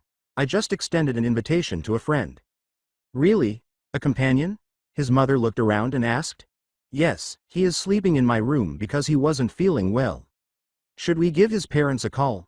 Izuku quickly lied, saying, "They're not in the city, and where they are, there's no coverage." "Izuku, that sounds really suspicious." He laughed uneasily. "I'm happy that you're bringing a friend home, though, it's the first time." Nervous laughter again. "But don't bombard him with inquiries. We don't want to make him feel uncomfortable because he is a very private person." After giving him a nod, his mother went to the kitchen. His mother raised a fist resolutely, saying, "I'll try my best to impress your friend." "Thank you, Mother." Lying wasn't for me, Izuku told himself, letting out a sigh of relief. Izuku's mother was captivated by the young man, who was certainly attractive, and based on her expression, she didn't even suspect that it was all a charade. "Todoroki, tell me. Have you been acquainted for a while?" She offered a hefty helping of curry rice. "We met recently," Todoroki responded solemnly, but he appeared more eager to eat after the initial bite. "It's delicious," he said, grinning slightly. As she gave her son a piece, Izuku's mother was still ecstatic. "I want to invite Todoroki to spend the night with me, Mom," Izuku declared with a resoluteness that was in stark contrast to his customary timidity. "He is welcome to stay for as long as he likes." Todoroki's face darkened a little as he set down his spoon. "I don't want to cause trouble." "You are absolutely not a nuisance." Mother and son exchanged smiles as they spoke. During this conversation, Todoroki experienced a wave of nostalgia. He had a dim memory of his mother laughing while she carried him. Was the recollection genuine? Or merely a wishful thinking about what he would have done? He snapped out of his reverie when he heard a knock on the front door. "Why don't you answer the phone when it rings, young Midoriya?" Toshinori shouted as he walked into the dining room. "Ah, I totally forgot to answer the phone."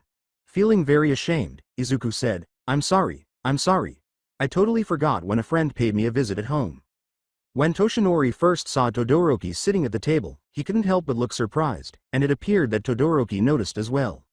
After glancing at them both, Midoriya questioned whether Mr. Toshinori was familiar with Todoroki. "So what took place next?" Uraraka questioned, holding her phone to her cheek as she rode the train home. It was Izuku's turn that day, so he used his hands free to finish cleaning the classroom. "So, after supper, Mr. Yagi took Todoroki and me outside while claiming to be working on the beach cleanup. As it happens, his father had been searching for Todoroki after he fled from home." "How was that known to Mr. Yagi?" He can learn about those kinds of things because he is friends with the police chief. Did Todoroki return home? Mr. Yagi assured Todoroki that he would have a few days to consider his options, including submitting an application for emancipation if he so desired. He'll stay at my house in the interim. Awful Todoroki. If he's thinking about that, his father must have put too much pressure on him. Yeah. Midoriya leaned back against one of the desks and agreed, his voice tinged with sadness, realizing for the first time that having a father also sounded complicated. Did his father's lack of a quirk cause him to leave? Or did it happen for another reason? Do you remain there? Uraraka, still on the line, called out. Izuku shook himself out of his reverie and blinked. Oh, I see, I apologize, he said hastily, attempting to sound more cheerful.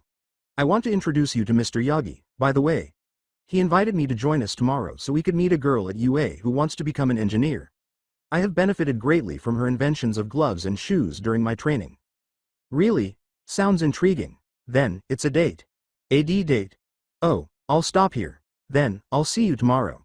Uraraka abruptly ended the call. A date?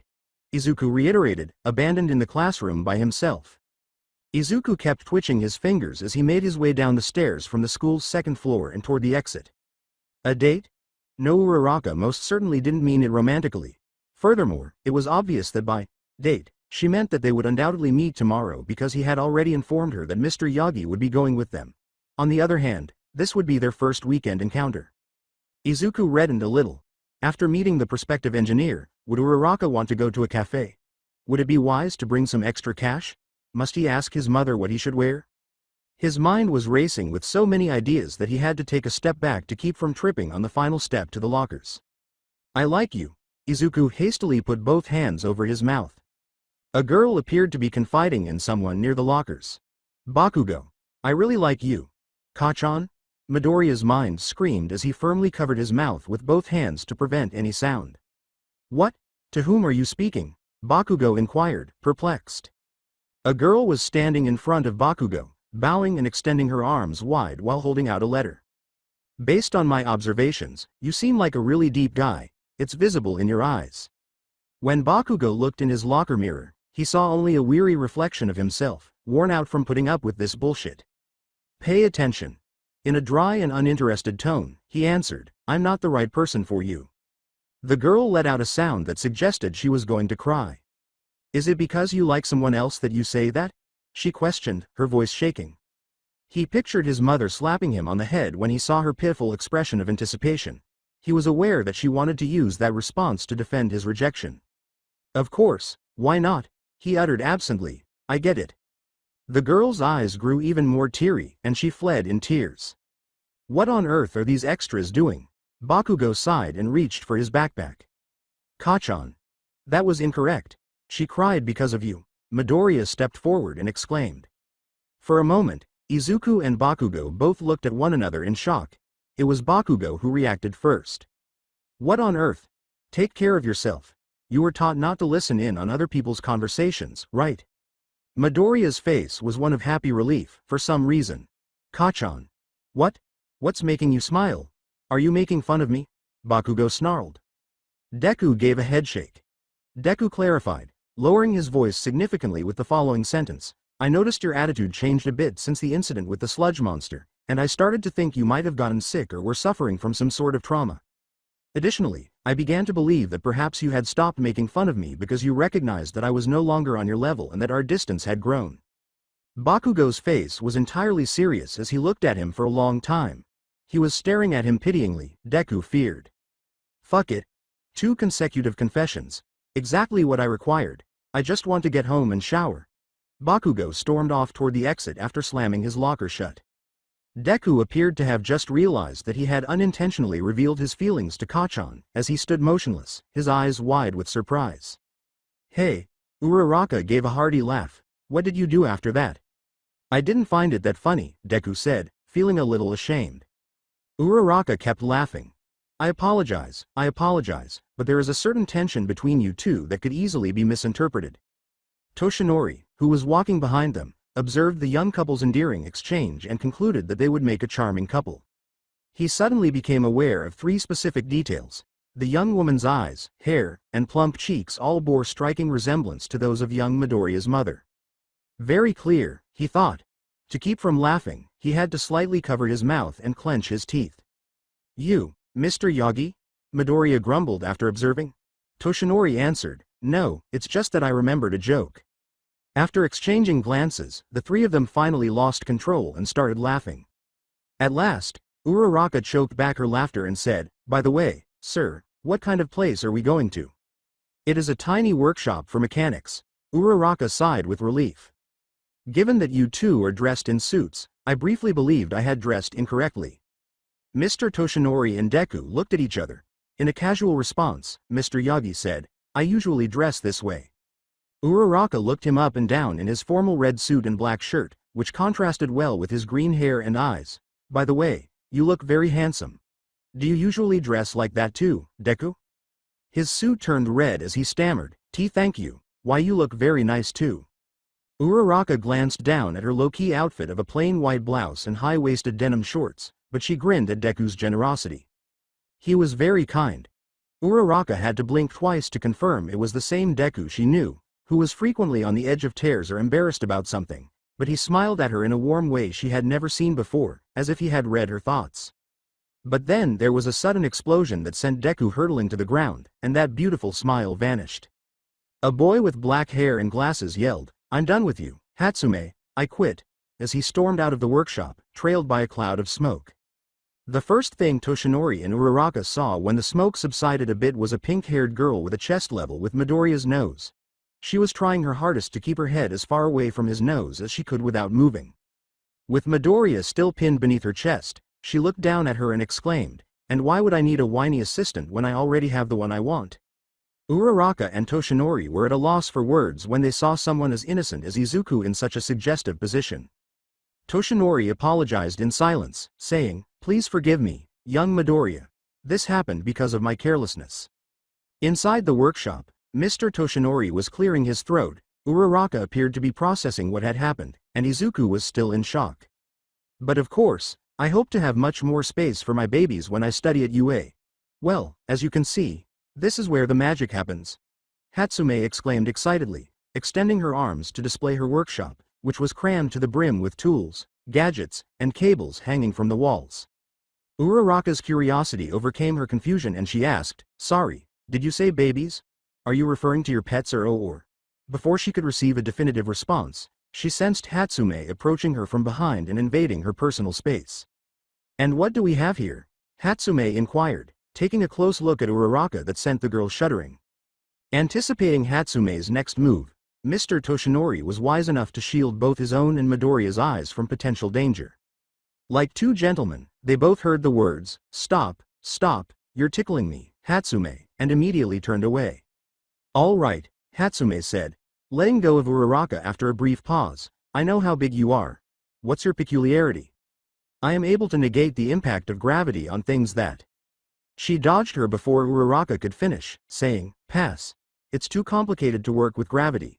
Let's move on to the next one. When Uraraka realized Hatsume's plan, she put her whole body between her and Deku, who was still upside down and helpless. She muttered to herself, wait. You're going to mess him up, in more ways than one. All right, new assistant, tell me about your peculiarity. Mr. Toshinori nudged Deku a little. I don't have a quirk. Deku turned around, his face grave. When Uraraka realized this, she opened her mouth to speak, but was cut off. With a shout of excitement, Hatsume exclaimed, what? The jackpot. Huh? Unaware of her meaning, Izuku blinked. It's so much trouble to give my babies a quirk when they're still developing and then have to change it for another one for their presentation. Without waiting for an answer, Hatsume took Izuku by the hand and started dragging him to the back of the workshop. Come with me, blank slate, and I swear I'll make you shine brighter than anyone. Oh okay. But after being dragged out of Uraraka and Toshinori's line of sight, Deku remarked, I'm not sure I like being called a blank slate. If you would like, I could also call you a quirk virgin, Hatsume proposed. That's 1,000 times worse. Izuku reddened deeply. I think I'd rather have my name or a blank slate. Hatsume said impatiently, but with a good sense of humor, stop babbling, blank slate, you're starting to sound like my old assistant. Sorry. Izuku quickly expressed regret, that's more accurate. Izuku felt oddly exposed among all the devices and the commotion of the workshop, and his face flushed even more as he assisted her in taking off his suit jacket. How envious those feelings of youth were. Toshinori couldn't help but smile as he caught a glimpse of young Uraraka, who appeared somewhat concerned about what was going on between young Midoriya and Hatsume. Hatsume started talking quickly about her inventions at the back of the workshop, her ideas flowing like an uncontrollable torrent, and Izuku listened carefully, though he was a little overwhelmed by her enthusiasm. Now that she was finally outside Hatsume's workshop, Uraraka stretched her arms toward the sky and exclaimed, "Ah, what a relief, finally some fresh air. I never thought this girl, Hatsume, would be so intense. Sorry if it didn't turn out like we thought." Toshinori apologized, grinning awkwardly and scratching the back of his neck. Uraraka and Deku both graciously shook their heads. Uraraka, who was still thinking about Hatsume's unusual methods of assessing people, stated, somewhat unconvincingly, "In the end, it was kind of fun. Perhaps Hatsume is correct when he says that I am a blank slate for possibilities. Yeah, plus, she didn't mind that I didn't have a quirk," Midoriya added, glancing at his hands with a slight smile on his face. Mr. Yagi patted his shoulder and said, "You are the only one who should choose your path, and don't let anyone limit your possibilities, not even me. I'm glad you think that, young Midoriya." Yes. They truly were father and son, and Uraraka watched them tenderly. She dared to ask, "So, what should we do now?" Toshinori said, absently looking at his watch, "I have some things to take care of, but you two should take the opportunity to go for a walk. There's a plaza nearby," pointing to the appropriate location. "A strawberry milkshake would be very helpful to me. How about you, Deku?" "Sure," Midoriya said. "It's good to meet you, young lady." "Okay, then I'll see you later tonight for the beach cleanup and other exercises." Toshinori said his goodbyes. As Todoroki continued to walk away, Midoriya shouted, "I'll ask him if he wants to join us," and caught a glimpse of the man waving his hand. For Deku, that was oddly familiar. Uraraka pulled him by the hand and asked, "Should we?" He was obviously quite anxious, but he made an effort to remain calm. Yes, indeed. They went to stalls, shops, window shopped, and even went into a pet shop where they met the heroine Mirko and took advantage of the opportunity to take a selfie with the bunnies. Toward the end, Deku purchased a soccer ball, and they chatted about interesting topics and enjoyed each other's company until they reached a charming cafe overlooking the plaza's main fountain, where they chose to enter. Deku inquired eagerly, "So, like Hatsume, you also want to enter UA?" "Yes," Uraraka acknowledged, rubbing her neck to try to get rid of the pain she felt upon realizing it, but in the hero's course. "That's incredible. Yes, but I'm still uncertain about my ability to attend." "What are you talking about? Your name might even be Uravati. Your peculiarity would undoubtedly be very helpful for being a hero." Uraraka said, "Hey, I like that," with a lighthearted smile, but her face quickly became serious once more. "However, it has nothing to do with my name or my peculiarity." Deku patiently awaited Uraraka's next move. "My family is struggling at the moment, even though UA's tuition and fees are reasonably priced for anyone wishing to enroll." Deku was taken aback by the statement. He had always assumed that Uraraka's life was going well because she was always smiling and seemed so upbeat. Until recently, when one of his bridges collapsed, my dad's small construction company was doing well. In shock, Deku covered his mouth. "The process took so long that my dad lost the majority of his clients, even though the police investigation revealed no structural flaws." "Who was harmed?" Uraraka shook her head. "I asked my dad to take me to see the bridge after school and after his job because it had just been inaugurated, and because it was so late, there was only one car going by at the time. Luckily, I was able to make the car float and put it safely aside." A clear picture of the event came to her mind. Inside, there was a man wearing a funny mask and his young daughter, who appeared to be very afraid. Deku remarked, "I'm glad no one was hurt. Like me, they were fortunate that you were there to save them." Uraraka couldn't help but blush a little as Deku's charming smile returned, and she tried to cool her flushed cheeks by fanning her face. "It would be hypocritical of me to not worry about burdening my parents until I can work professionally, even though my greatest dream was to become a hero and one day relieve their financial burdens." "I understand." Deku found himself reflecting on this, recalling the anxious expression on his mother's face the day he had attempted suicide. Placing his fists on his lap, he reflected that he must have been the most selfish and the biggest idiot of all. "But I didn't tell you this to make you feel bad for me." Uraraka tried to laugh, though it sounded a little awkward, after noticing the change in his expression. "It's just that I was thinking that I should be more like you. The day we met, I didn't think things through. I just thought of myself, and I didn't stop to consider the consequences and how my mom might feel later. No, I don't feel sorry for you. I promise, Deku hurried to clarify. Uraraka returned the smile. You know what Hawks says. We sometimes forget those closest to us in our efforts to save the world. Deku responded, oh, I told my mom the same thing the other day. He was taken aback by the coincidence. Really? And guess what? I had the opportunity to meet Mr. Yagi while we were training on the beach. Really? Uraraka was thrilled. Hawks is already behind Best Jeanist and Endeavor, she said, observing Deku nod in appreciation of his accomplishments, despite the fact that he was recognized as having the most endearing smile the previous year. Above all might? Deku questioned, astonished.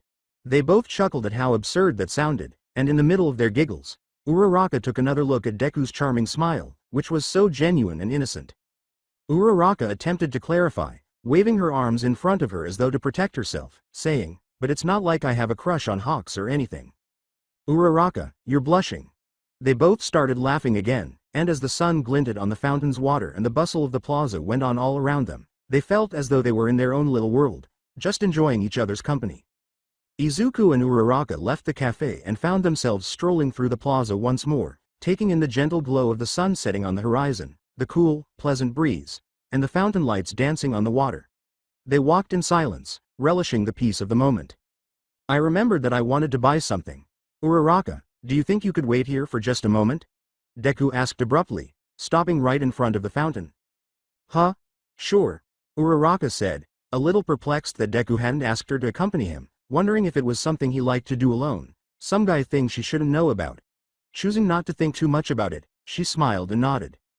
With a grateful smile in return, Deku left with the soccer ball bag slung over his shoulder, Uraraka observing him as he made his way to one of the shops across the plaza, his green hair swaying softly in the wind. Taking advantage of the time alone, Uraraka sat on the edge of the fountain, feeling the cool mist of the water lightly splash on her face, and pulled her phone out of her pocket and unlocked it, looking for the picture they had taken with Mirko earlier. When she saw it, she smiled. There they were, the three of them posing with the bunnies, Mirko with her vivacious grin, and she and Deku smiling with that childlike joy that seemed to light up the entire picture. But without realizing it, her fingers began to focus on the area of the photo where she and Deku were visible, and as she noticed how they looked together, her heart began to race a little faster. Deku was grinning with that warm, sincere smile. Unaware that her eyes were getting a little brighter as she stared at the picture, she said aloud, "It's a good picture." They left the music and flashing lights behind, and Bakugo's intensity on his face seemed to attract the attention of everyone around him. "Hey, man, why are you so pissed?" Kirishima asked, finding it difficult to keep up with Bakugo's frantic pace as they left the gaming area of the mall. "I'm tired of all these declarations. Damn it," Bakugo spat, not slowing down.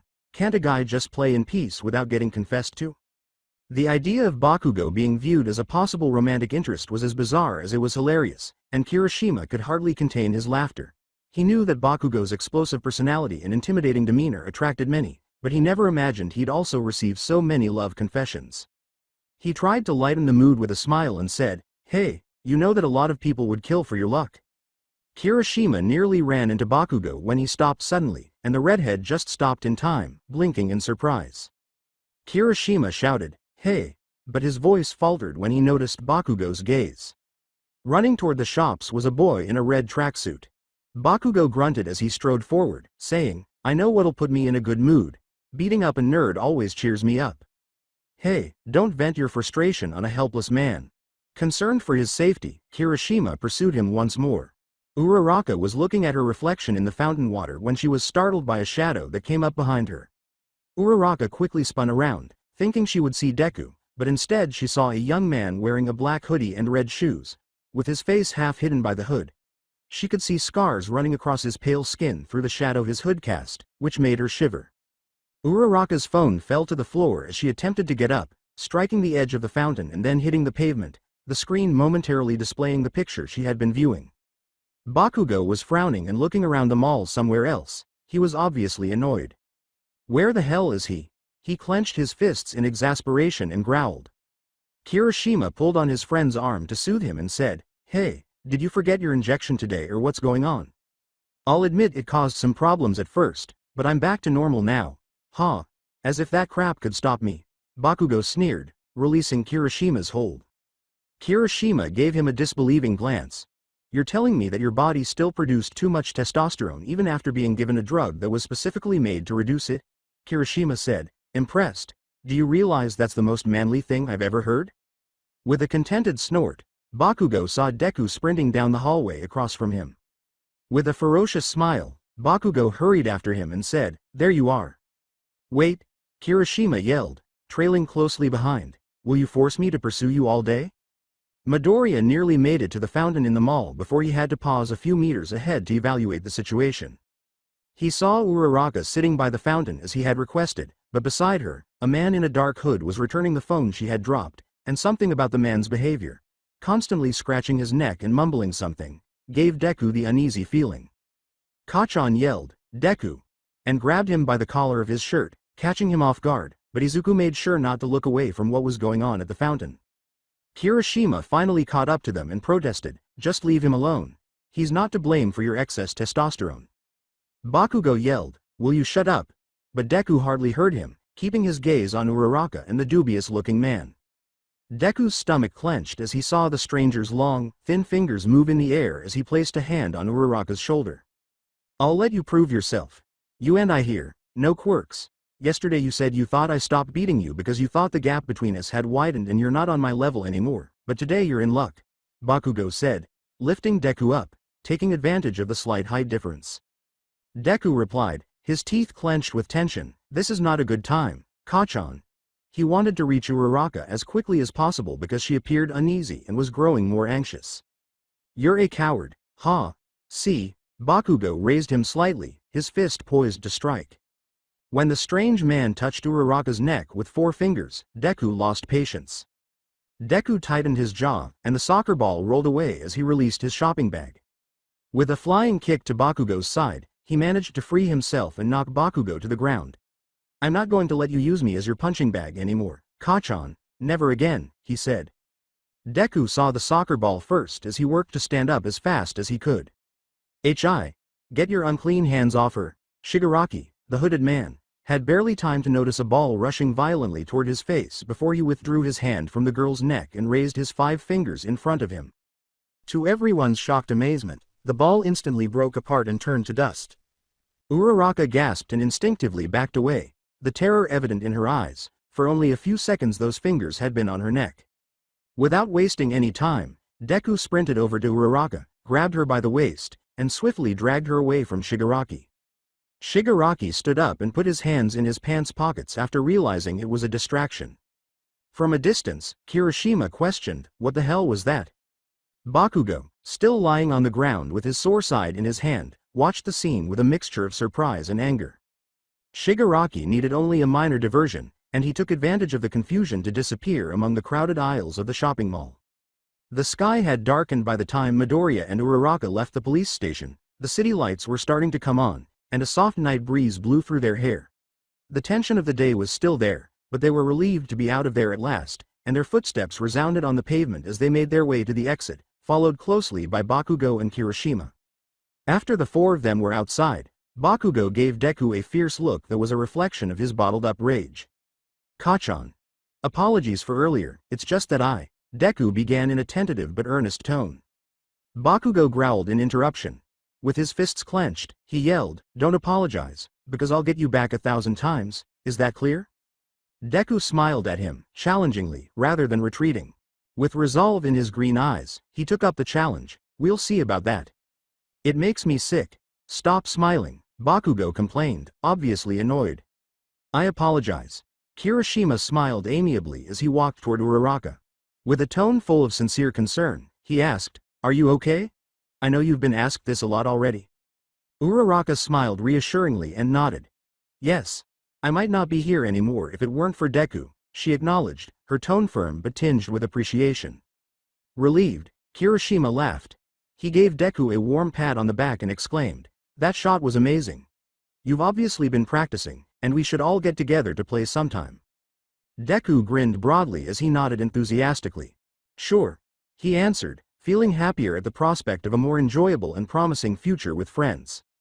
Bakugo immediately shrugged off Kirishima's hand on his shoulder as she said, the kick you gave him was great too. I met this troublemaker in a hero induction course, and Best Jeanist himself asked me to keep him on the right path, which is what I'm trying to do. Bakugo snarled and began to make his way to the station, saying, "You talk too much." Kirishima said, addressing Bakugo, "Oh, by the way. I'm sorry that your date ended up being ruined like that. Well, see you later."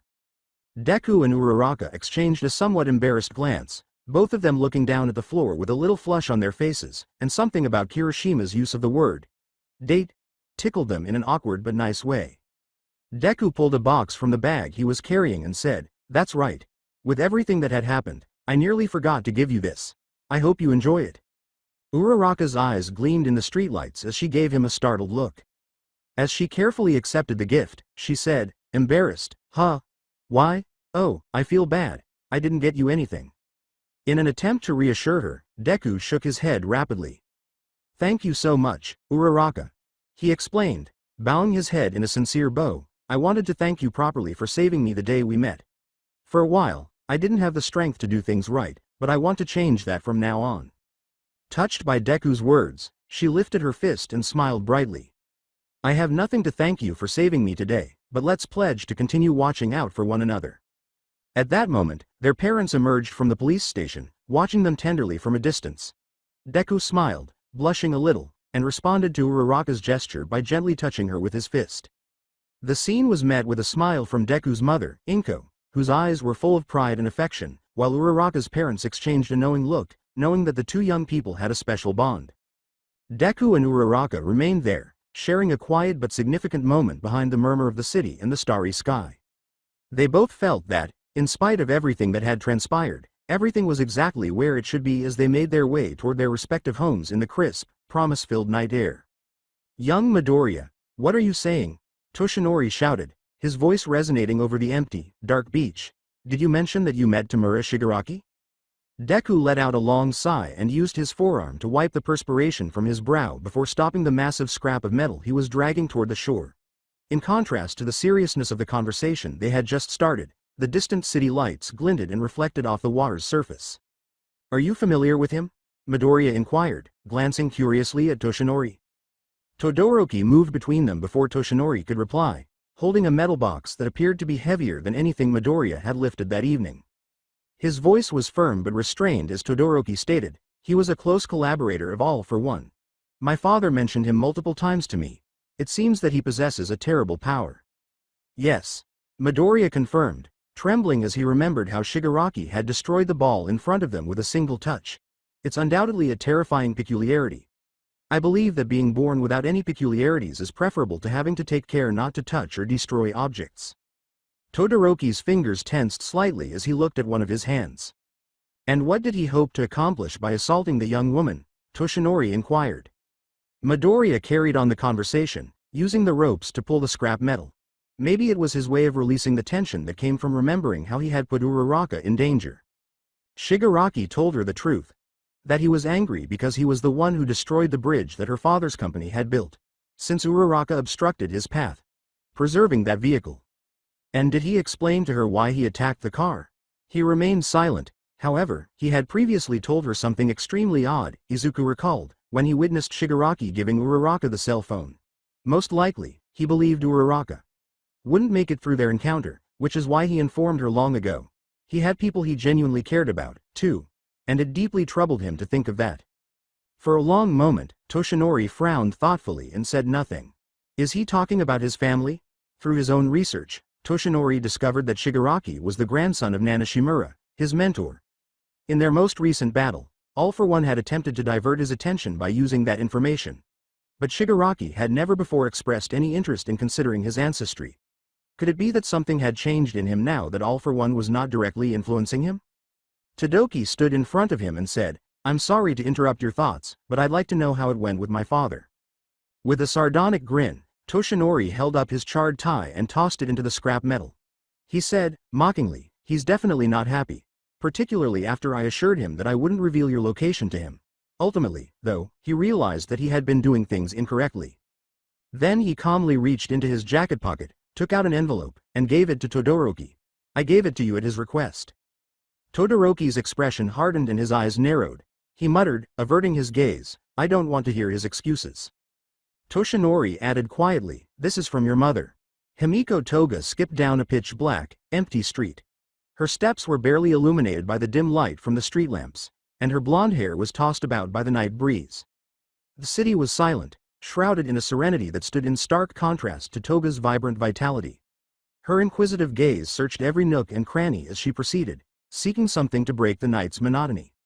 She was walking past an electronics store when she noticed something. A familiar face that she hadn't seen in a while appeared on one of the illuminated screens. With a big, enthusiastic smile, Toga rushed over, nearly pressing her face against the display's glass. "Ochako?" she exclaimed, her eyes glimmering with excitement and surprise. Ochako Uraraka showed up on the news looking concerned. Next to her, a boy was speaking to the media. Toga couldn't hear what he was saying because of the glass, but his posture was clearly protective. At one point, Ochako and the boy exchanged glances and smiled, a mutual smile that exuded a unique bond. "What?" Toga put her hands on her cheeks, getting more and more excited by the moment. "That boy reminds me so much of my first high school crush." She sighed as she reflected on the past. "Now I don't care," she laughed. "However, it appears that our tastes are similar after all." Her gaze remained focused on the picture of Ochako and the boy together as she kept looking at the screen. A tiny spark of something unidentified, a mixture of fascination and jealousy, blazed through her head. She felt a kind of twisted recognition, not exactly envy. As though she somehow comprehended what she was witnessing. At last, Himiko turned her back on the TV and away from the screen. Excited, she clenched her hands together in front of her chest. Her mind was racing, fusing memories of the past with desires of the present. "Perhaps now, Ochako, you can appreciate how I felt at the time," she whispered to herself, her smile growing even more, nearly to the brink of maliciousness. "What a pretty pink shirt!" exclaimed Uraraka, her eyes gleaming with particular joy as she took the gift out of the box. The shirt was the ideal shade of pink, neither too bright nor too muted, and the delicate fabric was soft under her fingers. She grinned broadly, picturing Deku picking out the present with her in mind. She hurriedly tried it on in front of her room's mirror without waiting another second. She noticed how well the shirt framed her figure and how the fabric slid over her skin with a pleasing lightness. She inspected it from every side, and she couldn't help but be enchanted by how well it appeared from the back as well. "It's adorable, like Deku," she said out loud, grinning unconsciously. But reality struck her as soon as she said the words. A wave of embarrassment swept over her, and she froze, the heat rising quickly to her face. Was that what she had just said aloud? Despite being by herself in her room, she felt vulnerable because she had shared such a private thought. "What am I saying?" While blushing even more, she whispered. In an attempt to soothe her skin's burning flush, she put her hands on her cheeks. Embarrassed, she hung the new shirt on her hanger with care, as though it were a priceless gem that must be safeguarded. "I should probably go to bed," she made the decision, attempting to persuade herself that the embarrassing incident would be forgotten with just a little sleep.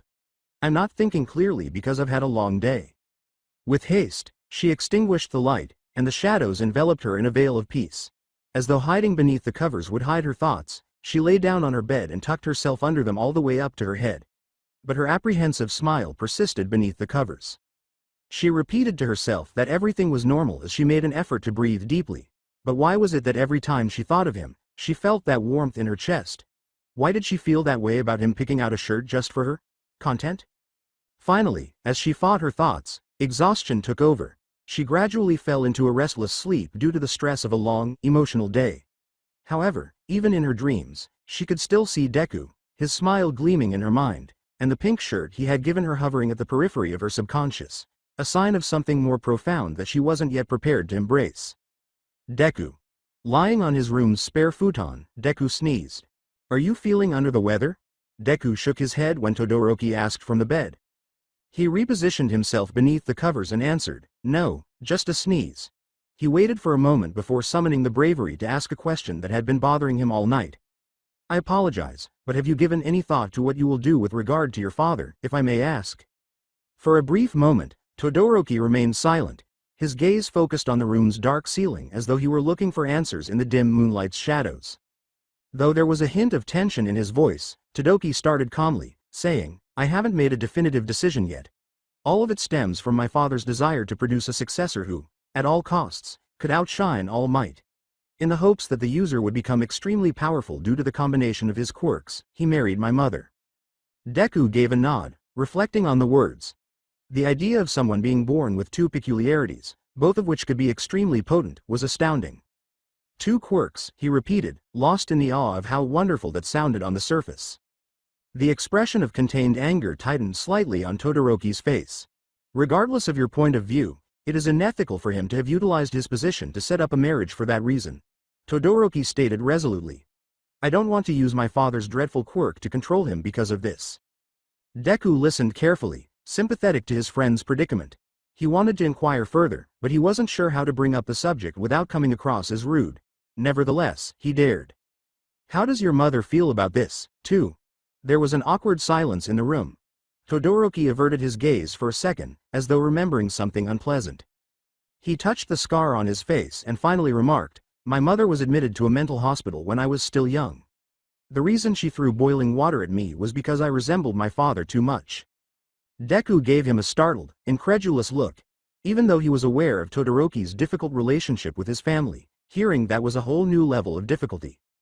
I apologize, Todoroki. I was unaware. As if he didn't want to stop there, Todoroki sighed and cut him off. Following the death of my older brother, Toya, who was burned by the fire he started in an attempt to win my father's approval, my mother's mental health began to deteriorate. Deku could not speak. Each revelation was more agonizing than the last, and there was too much information. The picture of Todoroki as the ideal son, made to be a weapon of pride and retaliation, was disintegrating in front of him, giving way to a more painful and human one. That's why, if I could eliminate my father's firepower, I would do it without hesitation, Todoroki went on, his eyes gleaming with a determination that betrayed his longing for freedom. Deku scowled as he thought about what he had said. At last, Deku stated in a serious tone, that's what All for One used to do. In exchange, he promised those who were born without quirks, like me, that he would give them one.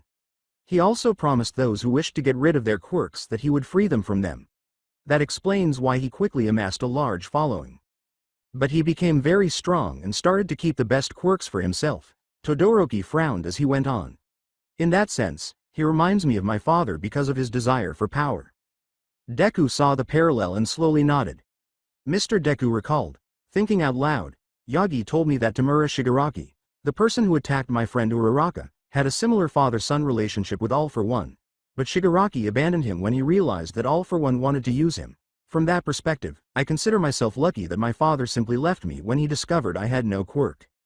Deku had said that out loud for the first time. He thought it was the most likely scenario, but he had no evidence. The long open wound of his father's absence suddenly seemed to have a more concrete explanation. With a slightly softer tone, Todoroki said, well, at least you get along with your mom. My mother wrote me a letter expressing her desire for me to come see her, and I'm thinking of doing so tomorrow. Deku gave him a kind smile and felt relieved by his friend's choice. Midoriya sincerely urged, then do your best. Everything will work out. Todoroki smiled slightly and nodded. Although it was a modest gesture, Deku saw it as a sign that his friend might be starting to work through his past issues. It was a brand new day, one of those days when the bright sun and clean air seemed to hold endless possibilities. The delicate pink petals of the cherry blossoms, which were falling slowly with the breeze, adorned the landscape. After school, Uraraka patiently waited beneath one of those trees. She had to use her hand to shield her eyes from the tiny rays of light that came from the sun filtering through the branches. Uraraka. A voice she recognized called out, and she turned at once. Deku was running up the hill toward her, which thrilled her. He had obviously run as hard as he could to avoid being too late, but his face was full of excitement.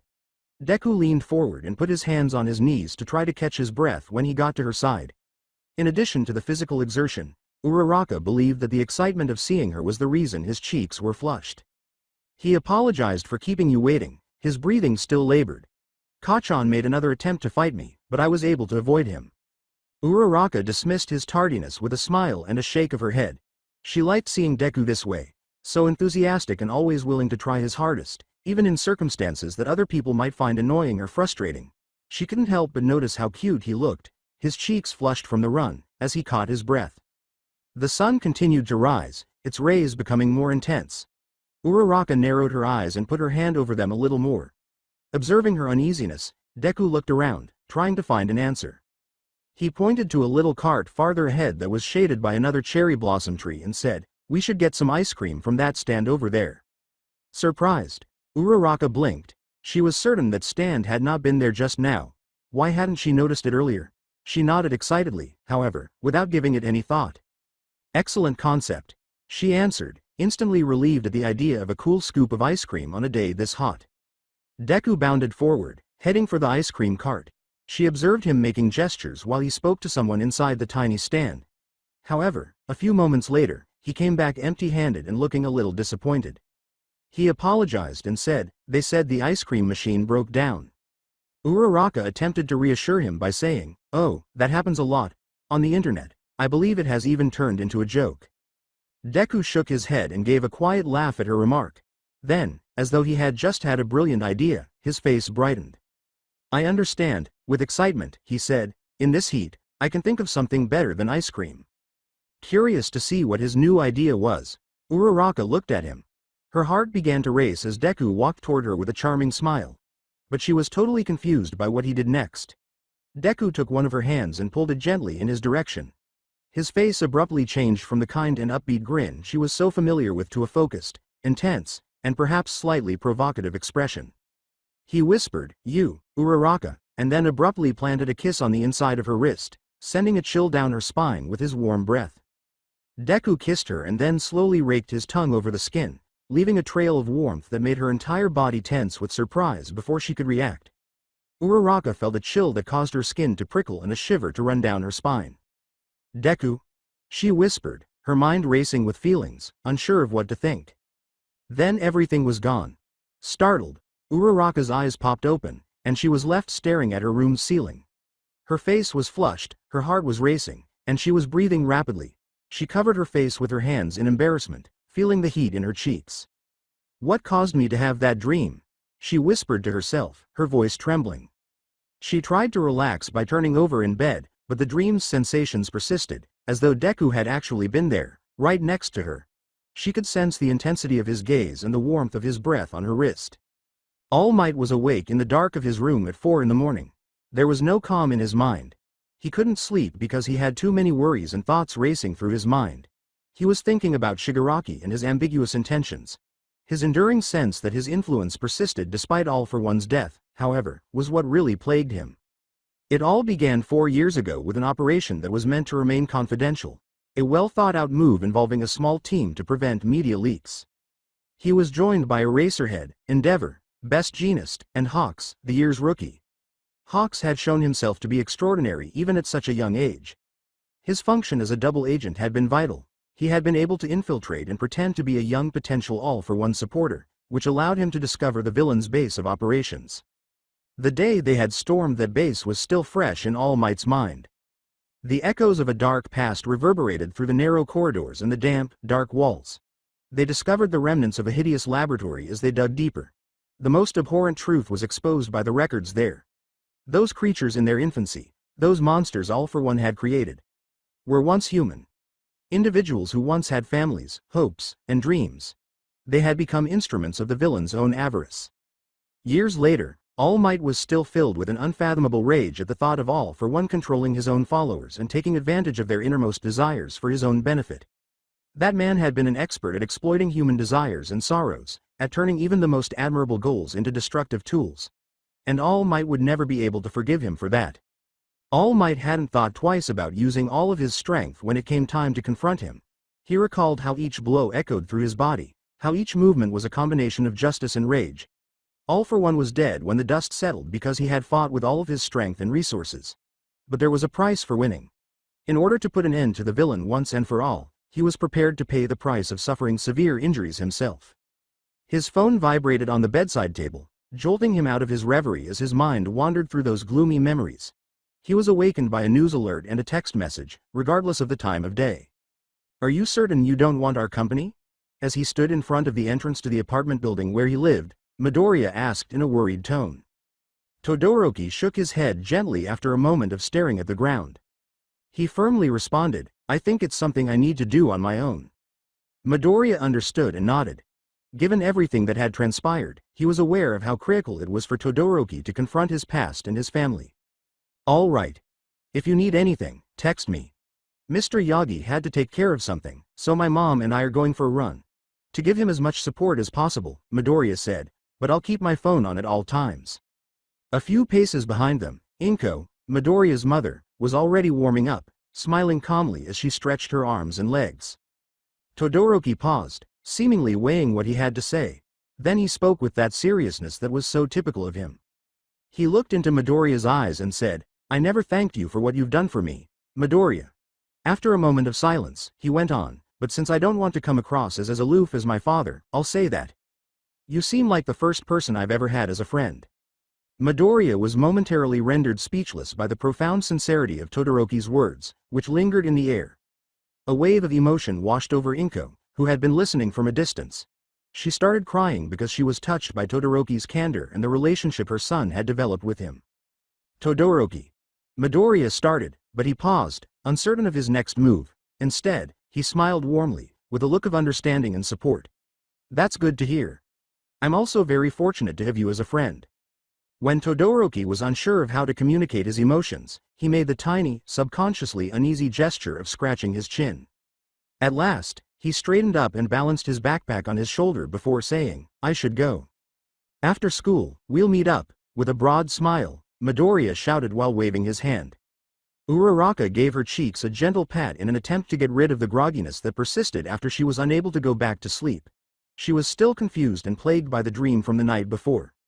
Her mind kept returning to that particular instance, that odd dream in which Deku had been so brave. The mere thought of his kissing her wrist and the feel of his skin against hers made her flush. As the morning sun rose in the sky, illuminating the city with a gentle, golden glow, she paused on the train platform and looked toward the tracks. Uraraka merely hoped the train would come soon so she could travel to school and perhaps take a short break before classes started. She was startled out of her reverie by the sound of a familiar voice. Uraraka. Deku was running down the platform toward her, grinning and breathing a little heavily. "Deku." Uraraka's eyes widened as she let out a startled cry. "I was unaware that you rode this train line."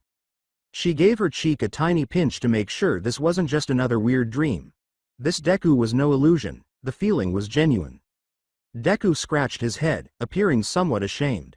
He clarified, "Normally, I don't, but I went for a run with my mother and finished sooner than anticipated. I made the alternative decision to train at the school gym prior to classes." Uraraka nodded as the sight of him caused her heart to race a bit more than usual. She forced a smile, trying to ignore the emotion. When the train finally arrived, a swarm of office workers and students pushed them both into the train car because it was rush hour. They were pressed together against the car's opposite window before they could react. Their bodies were nearly touching, and the room was cramped.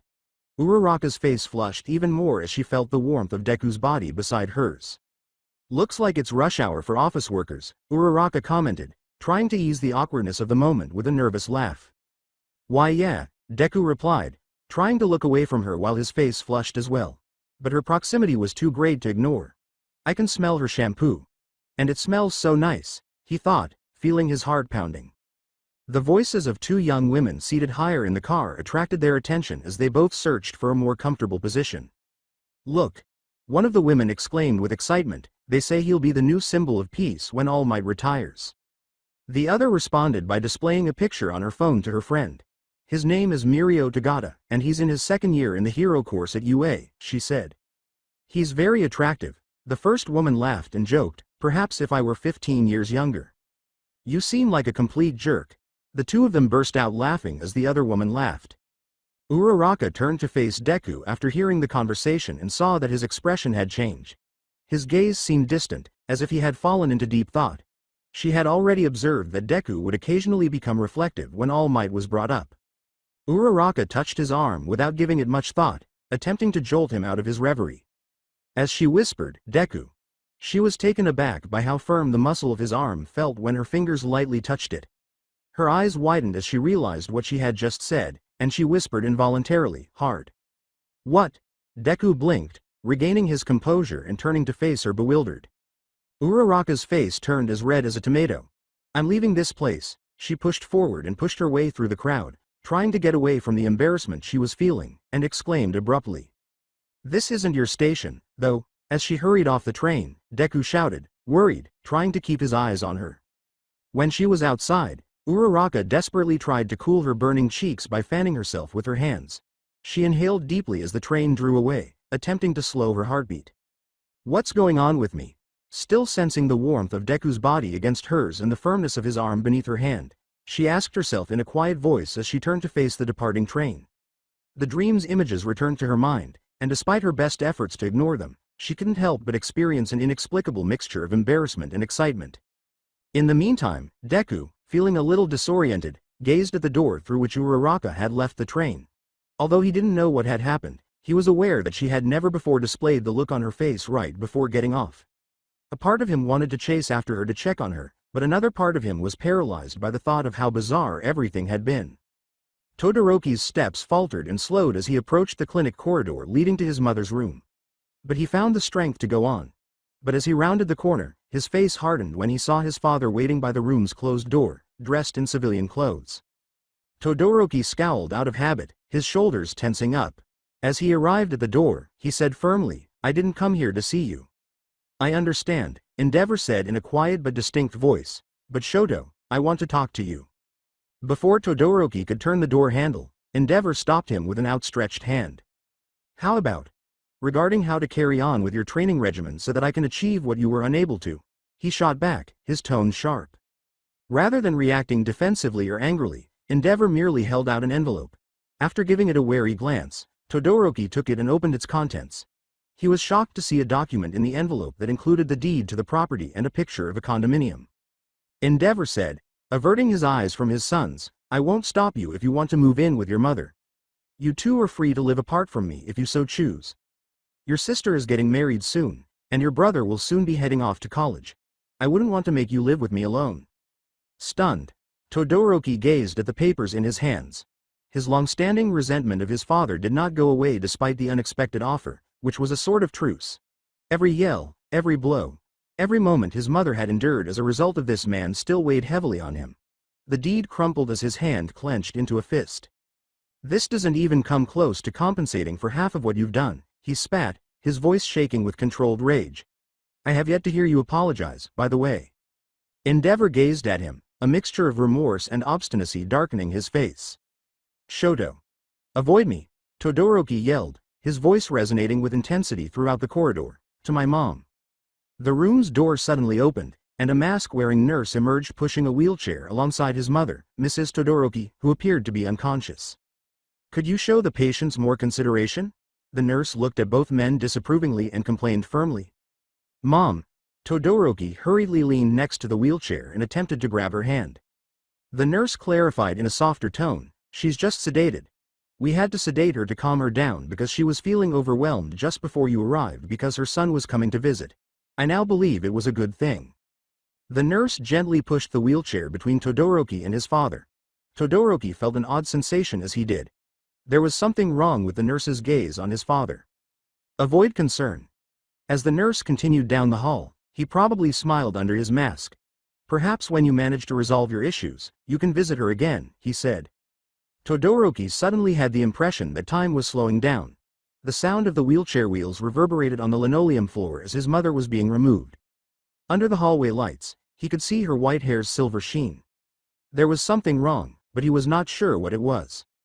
"Hold on," Todoroki yelled abruptly, motivated by an instinct he was unable to articulate. His heart thumping in his chest, he ran after the nurse.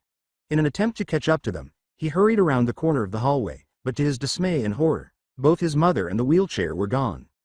Izuku glanced at his phone as he strolled through the busy city streets, a small smile spreading across his face. Uraraka had just sent him a message, and while he had been concerned when she hurried off the train, he was now relieved. The message said, "I got off the train earlier because I forgot I was meeting a friend. I'm all right, Deku, don't worry." Izuku couldn't resist a little giggle. He had considered the possibility that Uraraka had been uneasy about something. Maybe because they were so close in the packed train car, or maybe because he still had a sweaty odor from his morning jog. But knowing that it had only been an unexpected change of plans was consoling. Putting his phone in his pocket, he let his mind wander as he made his way to school. All of a sudden, a notification appeared on his phone. It was news. Izuku opened it out of curiosity. His face changed to one of surprise and apprehension as he read the headline. Lemillion. The future symbol of peace. The women on the train had been discussing this article earlier. The title reverberated in his head, causing a flurry of feelings. As he walked, he couldn't resist reading the article. A feeling of unease grew in his chest as he took in the words. The news reported on the remarkable accomplishments of UA's second-year student Mirio Tagada. Academy. Tagada's internship agency showcased his numerous accomplishments, even outperforming many professional heroes in his brief career. He used his quirk, permeation, with flawlessly honed physical prowess to pass through any object. The article ended with the audacious claim that Tagada's hero name, Lemillion, came from his goal of saving a million people. Izuku glanced at one of the article's pictures of Mirio. Something about his confident stance and smile made him think of All Might. Not only did he look good, but he also had the same sense of resolve and optimism that All Might did. Izuku was still deep in contemplation as he walked toward the school's entrance. He was startled out of his reverie by the sound of something hitting the soccer field's metal fences. Izuku realized he had reached the fields without even noticing, and he blinked. He froze in his tracks at what he saw. Izuku immediately recognized Kachan as he kicked a soccer ball with a fierceness. Bakugo was enraged, bordering on maniacal. It felt as though the ball might shatter at any second as he slammed it against the fence. Izuku continued to observe him. He was attempting to repress the same feeling of frustration, which was evident in his movements. Bakugo looked away for a moment, but his expression hardened even more when he realized he was being watched. "You fool, what the devil are you staring at?" Bakugo yelled in a sharp voice. Izuku dropped his backpack and started toward the field, his steps steady, without replying. "You weren't invited," Bakugo shouted, clearly angry, "so, get lost." Izuku, however, was unfazed. Ignoring Bakugo's words, he ran toward the ball and kicked it with all his strength without giving it much thought. That one kick was a release of bottled-up emotions, and the impact was freeing. The ball rolled back toward them after bouncing off the fence. "Do you have a hearing impairment?" Bakugo yelled, obviously annoyed. "Kachan, did you read the article as well?" Izuku watched the ball roll back and asked calmly. Bakugo kicked the ball again with even more force after trapping it with his foot. "All Might is far superior to that idiot," Bakugo spat, and every word showed how angry he was. Bakugo was shocked when foolish Deku kicked the ball again without attempting to defend him. They both felt a little less tense after each blow. "Are you certain that All Might will actually select him to be his successor?" As he watched the ball fly toward the fence again, Izuku asked in a hushed, nearly whispery voice. "I'll murder him if he does," Bakugo yelled as he kicked the ball even more forcefully than before. Izuku smiled a little. In spite of everything, it was reassuring to know he wasn't alone in his emotions. With a precise, deliberate motion, Sir Night Eye adjusted his glasses and remarked, "I was surprised you agreed to meet with me." Although he spoke calmly, his eyes conveyed that he had been looking forward to this encounter for a while. All Might took a while to reply. Rather, he pulled out his phone and set it on the table, displaying a headline that appeared to have followed him like a persistent shadow all day. All Might frowned and said, "Well, you weren't very subtle in your intentions. Who will be the successor of the symbol of peace?" was the headline on his phone. Night Eye's fingers tensed slightly on the table, but he stayed calm. "All Might, I didn't give you many choices. I asked you to introduce me to Lemillion, but you've been ignoring me," Night Eye added plainly. Before responding, All Might sighed and briefly looked down at the coffee in his cup. "Next semester, when he begins teaching at UA, I'll get to meet him. You don't have to hurry." Night Eye was unmoved. "I believe there is a necessity. You see, Mirio transformed his quirk, which at first was a weakness, into his greatest asset. His physical prowess comes naturally to him as a result of his unwavering dedication. In addition, his charisma is indisputable. His presence alone motivates others." Taking into account what his former colleague had said, All Might nodded. He was aware of Tagada's extraordinary potential as a hero and a beacon of hope. He could undoubtedly become a powerful symbol of peace, All Might thought out loud. Night Eye's eyes flickered with a moment of triumph. "I was aware of that. But perhaps he has already done too much on his own," All Might cut in, maintaining eye contact with Night Eye, who briefly displayed a perplexed expression. "Young Tagada has undoubtedly established himself, and that is more than praiseworthy. However, my power, one for all, needs to be cultivated before being carried forward like a torch. I believe that with young Tagada, it would be like adding fuel to an already burning fire rather than passing on a torch. Power up, if you use that term." Night Eye did not answer right away. His true thoughts were hidden behind the gleaming light from his glasses. All Might added in a gentler yet firmer tone, "I'm not saying I've ruled him out, but my first impression is that he doesn't need to be my successor, given that he's already a hero in his own right." Night Eye remained emotionless as he watched All Might. At last, Night Eye uttered, "That was well practiced, All Might, but you're not fooling me." All Might scowled, a faint expression of unease appearing on his face. "If you're expecting something or someone specific, that's the only reason you would reject the most reasonable and logical option for passing on one for all. Tell me, then, what or who it is." Heavy and unavoidable, the question hung in the air. For a brief moment, All Might's mind flashed back to Hawks, asking nearly the same question. "Yes." In a low but firm voice, All Might finally admitted, "Yes, I am expecting something. I've always believed that I'll be the first to know when I meet the person who ought to be one for all's successor. You'll have a distinct sensation, similar to the urge to run when someone is in danger, and you'll feel your feet moving instinctively." Sir Night Eye grinned, much to the surprise of All Might, a slight but sincere smile. "All Might, I've always enjoyed your sense of humor. I mean it seriously. Very sentimental and stupid.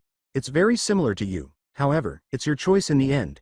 Simply swear to me that you'll watch Mirio when you get a chance," Night Eye said, readjusting his glasses with a more casual motion. All Might's face softened as he nodded. "All right, I'll think about it." Izuku walked toward the main exit as he left school, feeling the gentle warmth of the afternoon sun on his back. He was hardly noticed by the students who were scattered around him, each preoccupied with their own discussions and after-school activities. He stopped when he saw another message from Uraraka on his phone. The message said, "I'm going to start taking martial arts classes after school. It is a free course that teaches women the fundamentals of self-defense. We'll see each other soon, but I'm afraid I won't be able to walk with you to the station anymore." Izuku experienced a range of emotions as he read the message twice, leaving him with an odd feeling of emptiness. The news initially made him a little depressed. After all, he had treasured those brief walks to the station, and it was the ideal reason to spend a few more minutes each day with Uraraka. However, he promptly reminded himself that it was for the best. He felt a little proud of Uraraka because he knew she was taking action to protect herself and that she wanted to learn how to defend herself. Putting his phone in his pocket, he forced a smile and whispered to himself, "That's great." But in all honesty, even if Uraraka had been present, he didn't feel like talking much that day. Izuku held on tight to the straps of his backpack as he made his way slowly toward the campus exit. He felt an unidentified burden on his chest and was prepared to acknowledge, if only to himself, that the article he had read that morning had caused him distress. The one asserting that All Might's successor would be Mirio Tagata, Lemillion. The thought itself tormented him. The idea that someone else, anyone else, could fill the position All Might had envisioned holding since he was a child made him feel. Even though the article ignored his opinion. Envious. He kept thinking about the word, as though he ought to feel guilty about it. Did he feel that way? Feeling jealous? Over a job? As the throng around him started to disperse, Izuku suddenly realized what he had to do to let go of all the anger that was building inside of him like a tempest. Izuku quickly fastened his backpack's straps and began sprinting in the direction of the shore. Uraraka felt a little anxious when she got to the location of her first martial arts classes. The girls were already waiting for the lesson to start, seated in a circle in the middle of the room. While some stretched their limbs or checked their phones, others engaged in conversation among themselves. Uraraka felt a little relief when she saw one of the girls waving at her. Reminding herself that she was there to gain knowledge and strength, she forced herself to smile. She sat next to the girl and said, "Hello," trying to sound confident and friendly. "My name is Ochako Uraraka." "Hello. It appears that you're new to this, but don't be anxious. You can call me Kami," the girl said with a laid-back smile and a playful glint in her eyes. Uraraka instantly felt a little more at ease with Kami's easygoing demeanor. She spoke softly but confidently, and she exuded friendliness and approachability with her green eyes and blonde hair cascading over her shoulders in gentle waves. "Thank you." With a slight sigh of relief, Uraraka said, "I'll try. Have you taken classes before?" With a casual shrug, Kami replied, "A few. It's just that the streets aren't as safe as they used to be." Uraraka's eyes darkened with the memory, and she said, "Tell me about it." "A stranger had recently grabbed me by the neck and attempted to use his quirk on me." Kami replied, "That's awful," but her face stayed oddly composed, as though she was accustomed to hearing such tales. Uraraka took a closer look at Kami's features. Her blonde hair stood out against her fair skin, and her athletic yet slender figure suggested that she was used to looking after herself. Ochako reasoned, she must have experienced something similar. Given her striking appearance, it was easy to speculate that Kami had experienced harassment on multiple occasions, which could account for her casual attitude toward risky circumstances. A girl on the other side of the circle observed them in silence. Her big round eyes seemed to watch everything with a serene intensity, and she had long green hair. The girl lowered her eyes shyly, as though she wasn't used to being the center of attention, when she noticed Uraraka's gaze. How adorable. Like Deku, she might be a little shy, Uraraka thought, grinning subtly. When Midoriya arrived, he was surprised to find Todoroki already at the beach, moving the scrap with a level of intensity that was out of character for him. Reflecting off the rusted metal and debris stacked along the shore, the afternoon sun gleamed on the nearby waves. The metallic echo of Todoroki tossing trash into the container was oddly juxtaposed with the distant sound of the sea crashing against the rocks. Something in Todoroki's stance prevented Izuku from calling out to him. He could see the anger in each jagged motion. Midoriya could tell something had gone wrong when he visited his mother at the clinic because of his clenched jaw, furrowed brows, and that steely gaze focused on the scrap he was gathering. Recalling how he had reassured him the day before that everything would be all right, thinking his words might provide some solace, Izuku felt a twinge of regret. Why isn't everything going according to plan? He clenched his fists and prepared to get to work. As he started to move the heavier scrap, Todoroki didn't appear to notice him, and they both kept up their diligent work. With each step, All Might felt the burden of responsibility as he made his way slowly and thoughtfully toward the beach. As promised, he was reading the most recent articles about the young Tagada on the screen of his cell phone. Stories of bold rescues, decisive battles with villains, and the unwavering fighting spirit that Tagada repeatedly displayed impressed him more than the last line. Am I mistaken to think that the one-for-all successor will come to me on his own? His brow furrowed in concern. He wondered silently. Mirai's words reverberated in his head like a recurring theme. Am I overly sentimental? The hero experienced anxiety as he recalled how frequently he had been coughing up blood in the previous few months. He was constantly reminded that his time was running out by the pain in his chest. As his teacher had taught him many years ago, he had to carry out his duty. Before it was too late, he needed to identify his successor and pass the torch on. All Might put a hand on his side, where an unseen wound still plagued him, and sighed. The battle with All for One had damaged his respiratory system, and each breath served as a reminder of his mortal body's limitations. However, his spirit and mind would not give up. He expected to see the same scene of scraps strewn all over the beach where he had left Midoriya and Todoroki. But he was astounded by what he saw. The beach was now entirely clear of the trash and debris that had been there for so long. As though it had never existed, all of the scrap had disappeared. Unable to believe what his eyes were seeing, All Might blinked. Without even noticing it, he dropped the cell phone from his grasp. He could see Todoroki and the young Midoriya on two enormous piles of neatly stacked metal. With a mixture of relief and euphoria, they stood at the top and shouted. Their eyes were filled with tears, but they were tears of pure effort and resolve rather than sadness. It's impossible. With wide, surprised eyes, All Might whispered. The wind from the sea drowned out his voice, which was hardly more than a whisper. In just 5 months, the work that would have taken 10 months had been completed. Kami inhaled deeply, relishing the cool, crisp air that filled her lungs and calmed her senses. After their first day of martial arts training, they were strolling through the park. The breeze rustled the tree leaves, and the afternoon sun cast a gentle golden glow across the sky. Kami's eyes gleamed with unexpected curiosity as she turned to face Uraraka, a playful smile spreading across her face. So, Ochako, tell me, are you dating anyone? Kami asked abruptly as she walked backward, her tone light but full of curiosity. The direct question made Uraraka wince a little, but she quickly tried to cover it up with a tense laugh. No, she looked away, trying to conceal the flush that was starting to appear on her cheeks, and said, I don't think I'm ready for that yet. It was difficult to fool Kami. Her eyes gleamed even brighter as she cocked her head in a playful grin. But you like someone, don't you? She demanded, sounding as though she were trying to reveal a secret in her gentle and alluring voice. Uraraka blushed even more when she inadvertently remembered a bit of her dream about Deku. Oh, well. Uraraka was relieved when her friend carried on. I have a crush on someone. Uraraka grinned broadly, her natural warmth returning, relieved that the conversation was moving away from her. I'm sure they'll like you back because you're so lovely and attractive, she stated with enthusiasm, her tone full of genuine encouragement and hope. Are you sure? Kami inquired, abruptly grabbing Uraraka's hands. Uraraka replied with a nod. And when I confess, do you think you could give me something to use? Uraraka nodded, surprised by the question. Yes, but I'm not sure if our sizes match, she said, somewhat ashamed. I think you have much more curves than I do. As she walked on, Kami smiled and said, that doesn't matter. It's just a good luck charm that I want. Uraraka followed her friend to the train station entrance, not quite understanding what she meant.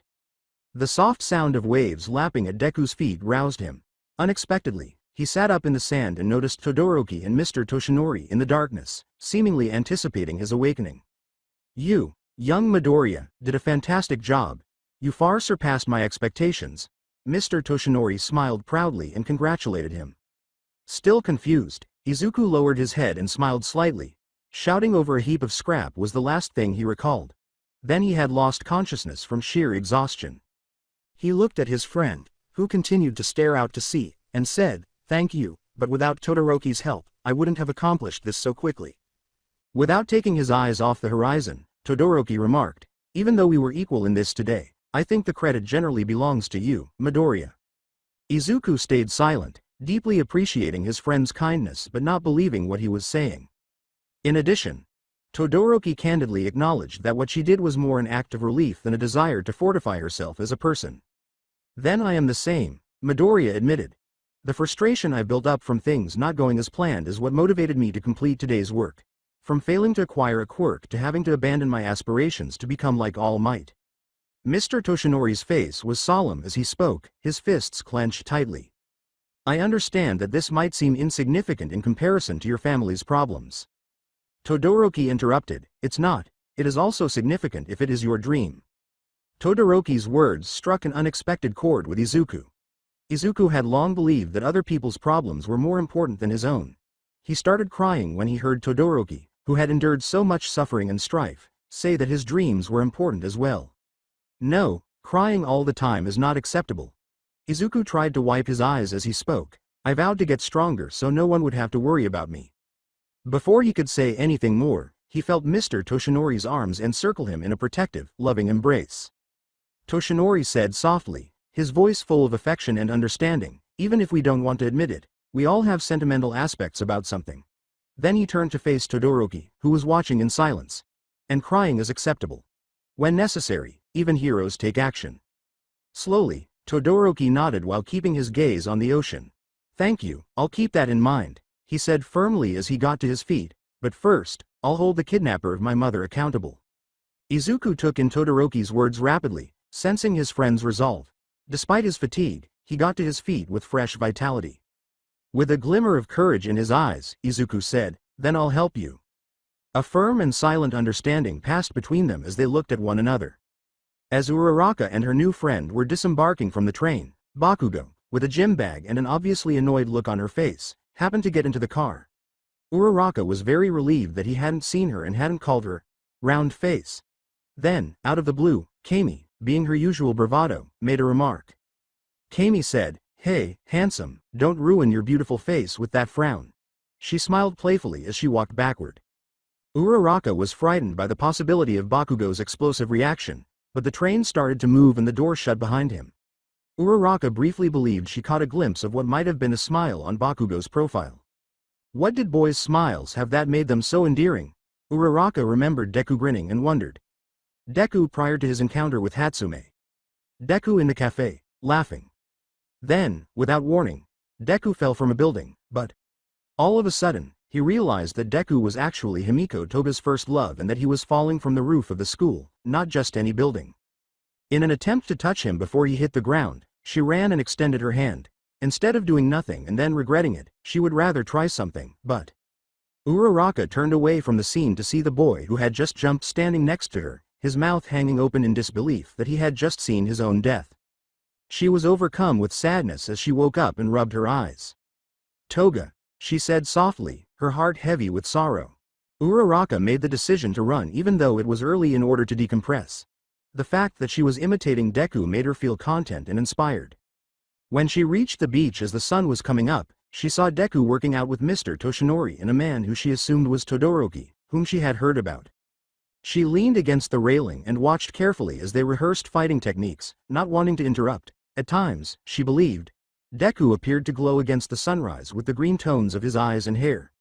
When he attacked, his face took on an unusually ferocious and determined look. Once more, she had the impression that she was floating on cloud 9 due to her quirk. She felt as though she had seen him in a variety of ways in the brief time they had known one another, and she told herself that she also truly liked Deku in attack mode, after seeing him in this new light. He looked really awesome with that look of resolve. She pondered, not overly concerned with whether she was flushed. Was this what magazine girls referred to as attraction? Observing Deku's increasing strength. She might have been too preoccupied with his resemblance to the boy who had obsessed Himiko Toga to notice anything else when she first met him, but now she felt as though she was seeing Deku at full force. Did she feel admiration for it, observing his daily personal development and aspiring to emulate him?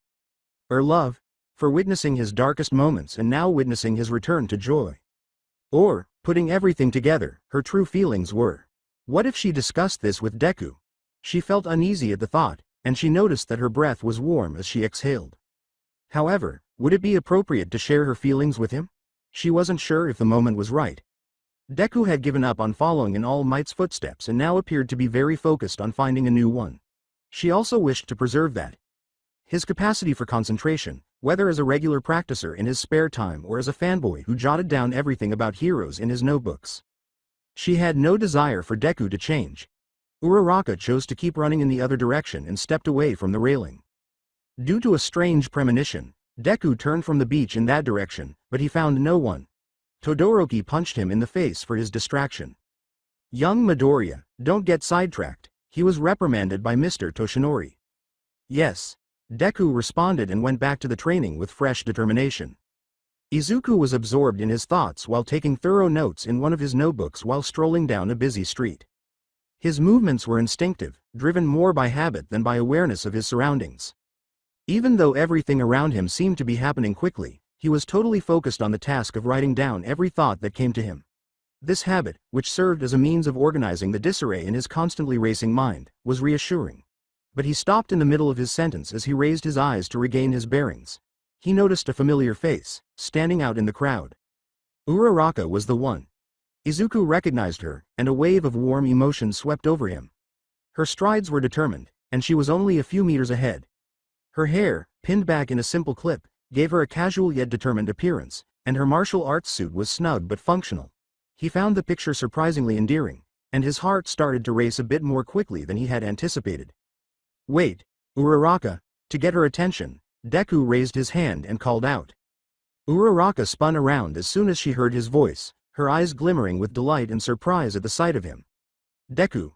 She smiled brightly as she exclaimed. I'm so glad to see you here. Izuku, still a little overwhelmed with excitement at finding her, explained, I just finished a training session with Todoroki and Mr. Yagi. With a voice full of enthusiasm, she replied, I just finished training too. They exchanged a smile and, without further explanation, started to stroll together, relishing the unexpected companionship. Izuku noticed something about Uraraka's attire as they were walking. The back of her neck, a tiny portion of her skin that somehow seemed more delicate and alluring than he had ever thought, was discreetly revealed by the neckline of her martial arts suit. He stared for a second longer than he meant to, unable to stop himself. Uraraka turned to face him after noticing his eyes, which instantly made Deku uneasy. It's unfortunate that we don't get to see each other as frequently as we used to, he blurted out, fidgeting with the edges of his notebook to distract himself. I believe we haven't seen each other in 2 months. Uraraka's tone softened and she briefly lowered her gaze. Yeah, it is, she said, seemingly feeling the same sorrow. When Izuku heard her words, a tiny knot formed in his chest. He wondered if she felt the same way, but he wasn't sure why the distance between them had been bothering him so much lately. He kept quiet as he tried to find the right words to overcome the imperceptible wall that had apparently grown between them over time.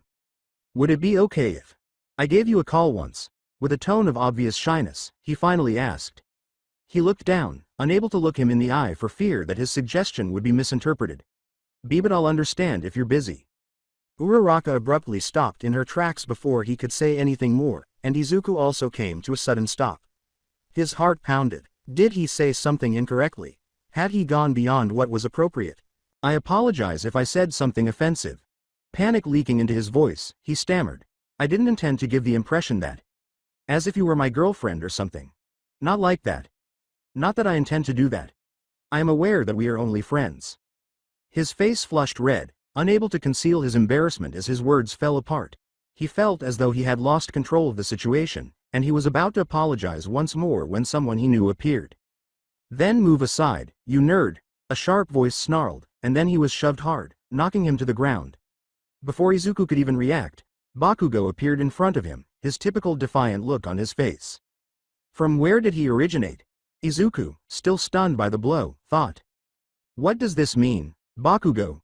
Uraraka inquired, gazing at Bakugo with a puzzled and intrigued expression. Bakugo cupped Uraraka's cheek with unexpected tenderness and said, "Yeah. Round face, I turned down all those extras for you." "Hold on, Kachan," Midoriya yelled, but the increasing sense of hopelessness that was building inside of him overpowered his words. Like when Kachan had suggested that he jump off the roof, he suddenly saw himself in his school uniform, weak and scrawny. Bakugo's quirk crackled menacingly in his hand as he looked at him with disdain. "So, what are you going to do?" Izuku's legs were paralyzed by fear when he asked. As though time had stopped, Bakugo's face approached Uraraka's more and more until they were cut off by a strong, rich voice. "Hey, now everything is fine. And why? Since I'm present. All power. Why have you come here?" With their hands clasped together, Bakugo and Uraraka cried out simultaneously. A wave of sadness swept over Izuku as he saw All Might walk right by him without even noticing him. "Young Bakugo, your threat of death touched my heart," All Might said solemnly. "For this reason, I have chosen you to be my heir." Bakugo's reply was an evil laugh that reverberated in Izuku's mind as he felt himself sinking into a dark, bottomless abyss. "Wouldn't expect anything less," Bakugo said. Then he sensed a gentle shake from someone. "I believe you're having a bad dream, Midoriya." The first thing he saw when he opened his eyes was Todoroki's worried expression. Midoriya and Todoroki were walking silently down an empty street with shovels over their shoulders as the sun was just starting to peek over the horizon, painting the sky in shades of orange. Even though everything was quiet, Midoriya's thoughts were still hazy from the nightmare that had plagued him only moments before. As he rubbed his eyes to get the sleep out of them, Midoriya said, "I apologize for disturbing you with my nightmare, and I appreciate you waking me up." As usual, Todoroki gave him a composed yet worried look. "You always mutter a little while you sleep, but you seemed particularly distressed today." A moment of surprise caused Midoriya to pause. "Hold on, I always whisper while I'm asleep. I had no idea. I'm hoping I didn't say anything awkward." "You simply repeated the same name repeatedly. What is the name?" "Kachan." When Midoriya's face fell, Todoroki gave him a sidelong glance. "Avoid concern. In any case, I haven't been able to get much sleep since." As Todoroki spoke, Midoriya recalled that no one had called them to demand a ransom or to explain their plans since Todoroki's mother had been kidnapped. Considering that Endeavor had made a lot of enemies to suspect during his years as a hero, the investigation had also not advanced very far. Although Todoroki seemed composed, Izuku could tell how he really felt. Gran Torino, a man who had once been a pro-hero, was introduced to him by Mr. Yagi 2 months after they had cleaned the beach. At first, he had assisted Midoriya in training that seemed far too severe. He learned to scale and make huge leaps akin to parkour on the weekends when they went to a rocky area. By altering his shoes and knee pads, Hatsume was able to store energy through repeated squats, which enabled him to jump higher than he had ever dreamed possible. "This way," called a distant voice that sounded familiar. Toshinori was waiting for them close to a sizable area that was in ruins. "This is..." Midoriya was taken aback when he saw the structure's remains. "That's correct. A few months ago, Tamura Shigaraki attacked the bridge." "Are we here to look into this?" Todoroki raised his shovel in guessing. "No, everything that could be obtained here has already been recorded," Toshinori replied, looking around at the immense devastation. "I once told young Midoriya that while community service is vital to the welfare of society, there are occupations that aren't as glamorous as saving lives like a hero. Although a bridge like this might not seem like much, it is an essential part of the lives of those who would use it on a daily basis. Similar to the beach you assisted in cleaning," Todoroki mentioned. All Might stated that in an interview a few days ago, he clarified that he has yet to select a successor in the same one. Toshinori attempted to dismiss it after being caught in his own words. "He did? We must have similar opinions on the subject." "I'm not sure. I no longer receive All Might's notifications since I stopped following him," Midoriya reflected. "Anyway, I've put together a little invitation for the local youth to come and assist in rebuilding the bridge," he started, clearing his throat. "This project has damaged the reputation of the construction company, which is already struggling. I therefore believe that we could help and start over here. So that implies. Midoriya opened her mouth to speak, but was cut off. Hi. Good morning. A well-known voice interrupted. Kirishima was there, as vivacious as ever. He was accompanied by a girl with bright eyes and pink skin. I hope we don't arrive late. Hey. Was assistance requested here? Asked a green-haired girl with large eyes who was standing beside a blonde boy with a long tail. Both Midoriya and Todoroki turned as they heard heavy footsteps behind them. The newcomer smiled warmly and said, "Thank you all for coming. Uraraka's father is that." Recognizing him from their meeting at the police station, Midoriya yelled. The man approached him directly, placing a firm hand on Midoriya's shoulder, his gaze filled with gratitude. Izuku Midoriya. I can never express how grateful I am that you saved my daughter. You're assisting my business now? I will always owe you money. A little uneasy with all the acclaim, Midoriya made a hasty attempt to deny it. No, it's not. A happy voice cut him off before he could say anything more.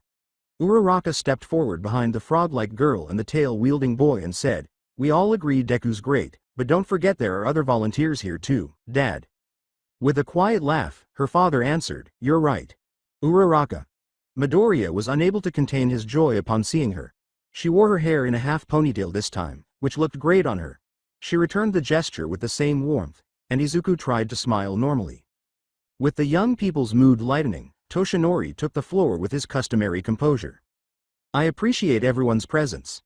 The foreman will be available to help you with the tasks that need to be completed. Feel free to use your quirks, but use caution, as I know some of you, like Mr. Uraraka's daughter, are preparing to enter the Uehiro course. Keep in mind that our goal is to assist, not to cause more issues. Let's get started, exclaimed Uraraka, enthusiastically pumping her fist into the air. Yes. Fueled by her enthusiasm, everyone responded. The area was alive with activity as the work got underway after the group clapped in unison. Midoriya made every effort to stay up with the laborers.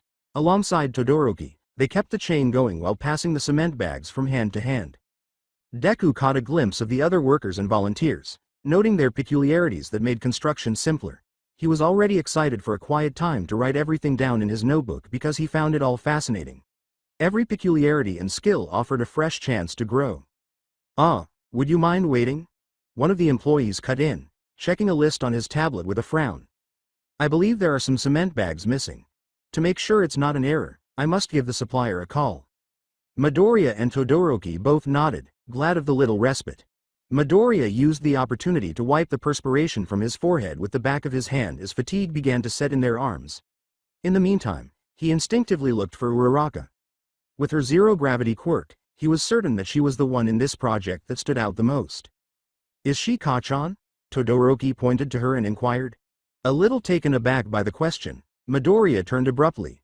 However, Uraraka was talking animatedly with the tail-wearing boy and they appeared to be laughing at something when he saw her. Something about the scene disturbed him a little, even though he didn't want to admit it, and Todoroki noticed the faint frown on his face. I dislike meddling in other people's affairs, but, though his words made sense to Midoriya, Todoroki suggested in a neutral tone that perhaps talking to her would help you sleep better. He started to approach Uraraka, but the worker interrupted him by speaking up again just as he was about to do so. All right.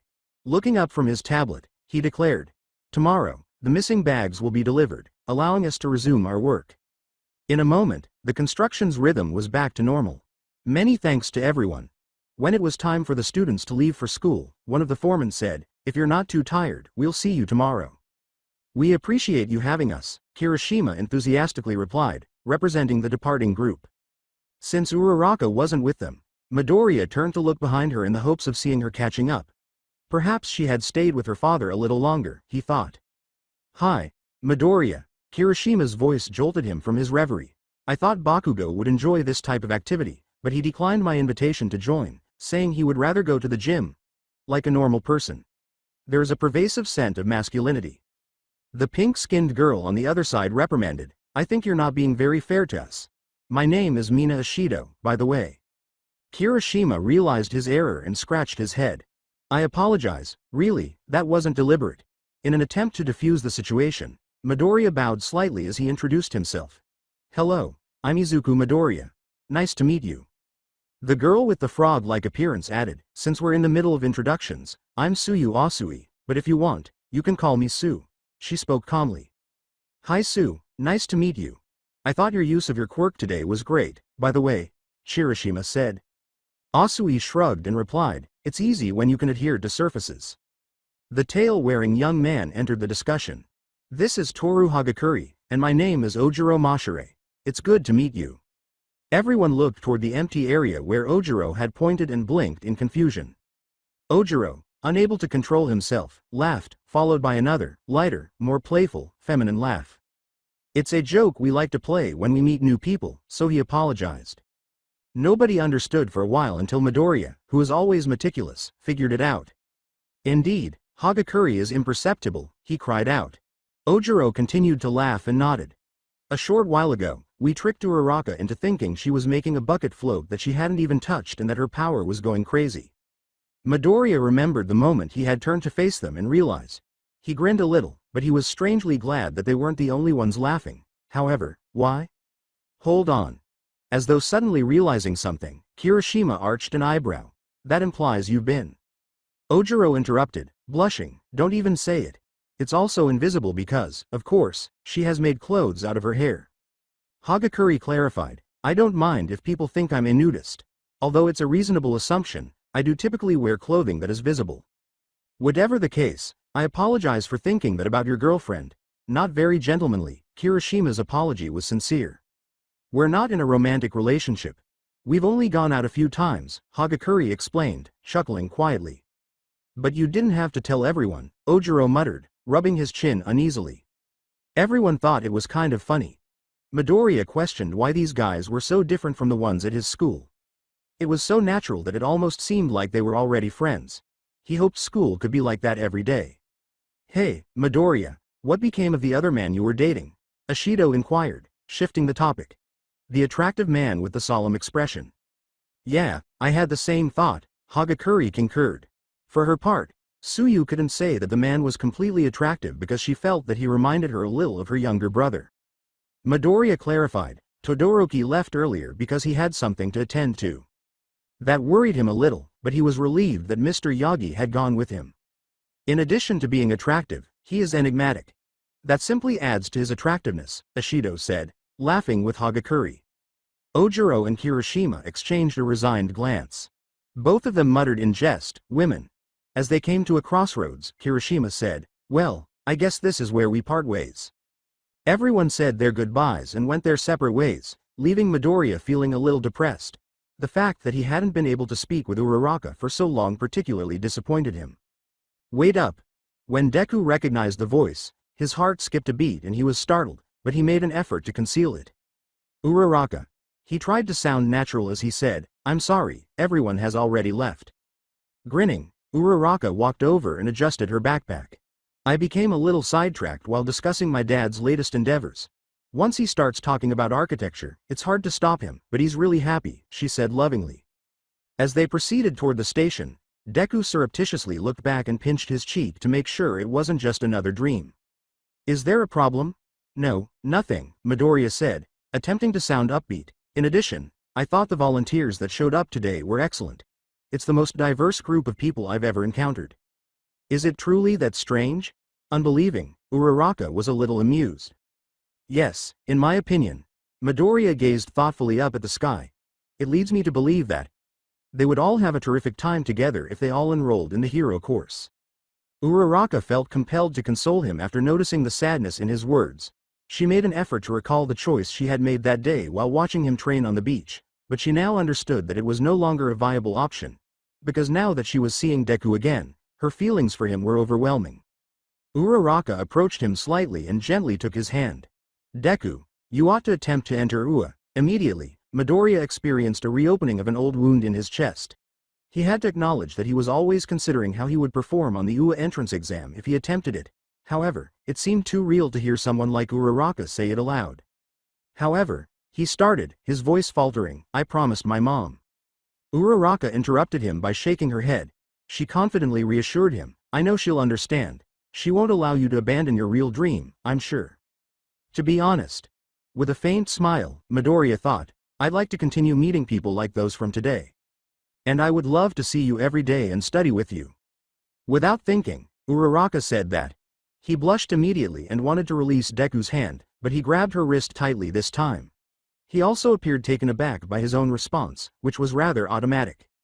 Deku started to say, sorry, but he held on, and Uraraka's heart became more agitated. Uraraka. Their blushes revealed their mutual bewilderment as they gazed into each other's eyes. It's unbelievable that you overlooked the science project. We will arrive late. As she descended the station stairs, Ashido grumbled. However, Uraraka and Midoriya remain. Kirishima noted that it couldn't be that late. They both reacted in alarm, as though their hands were on fire, and they parted ways right away. Ashido looked at her watch and remarked, but it's almost 9. Oh, it is so late.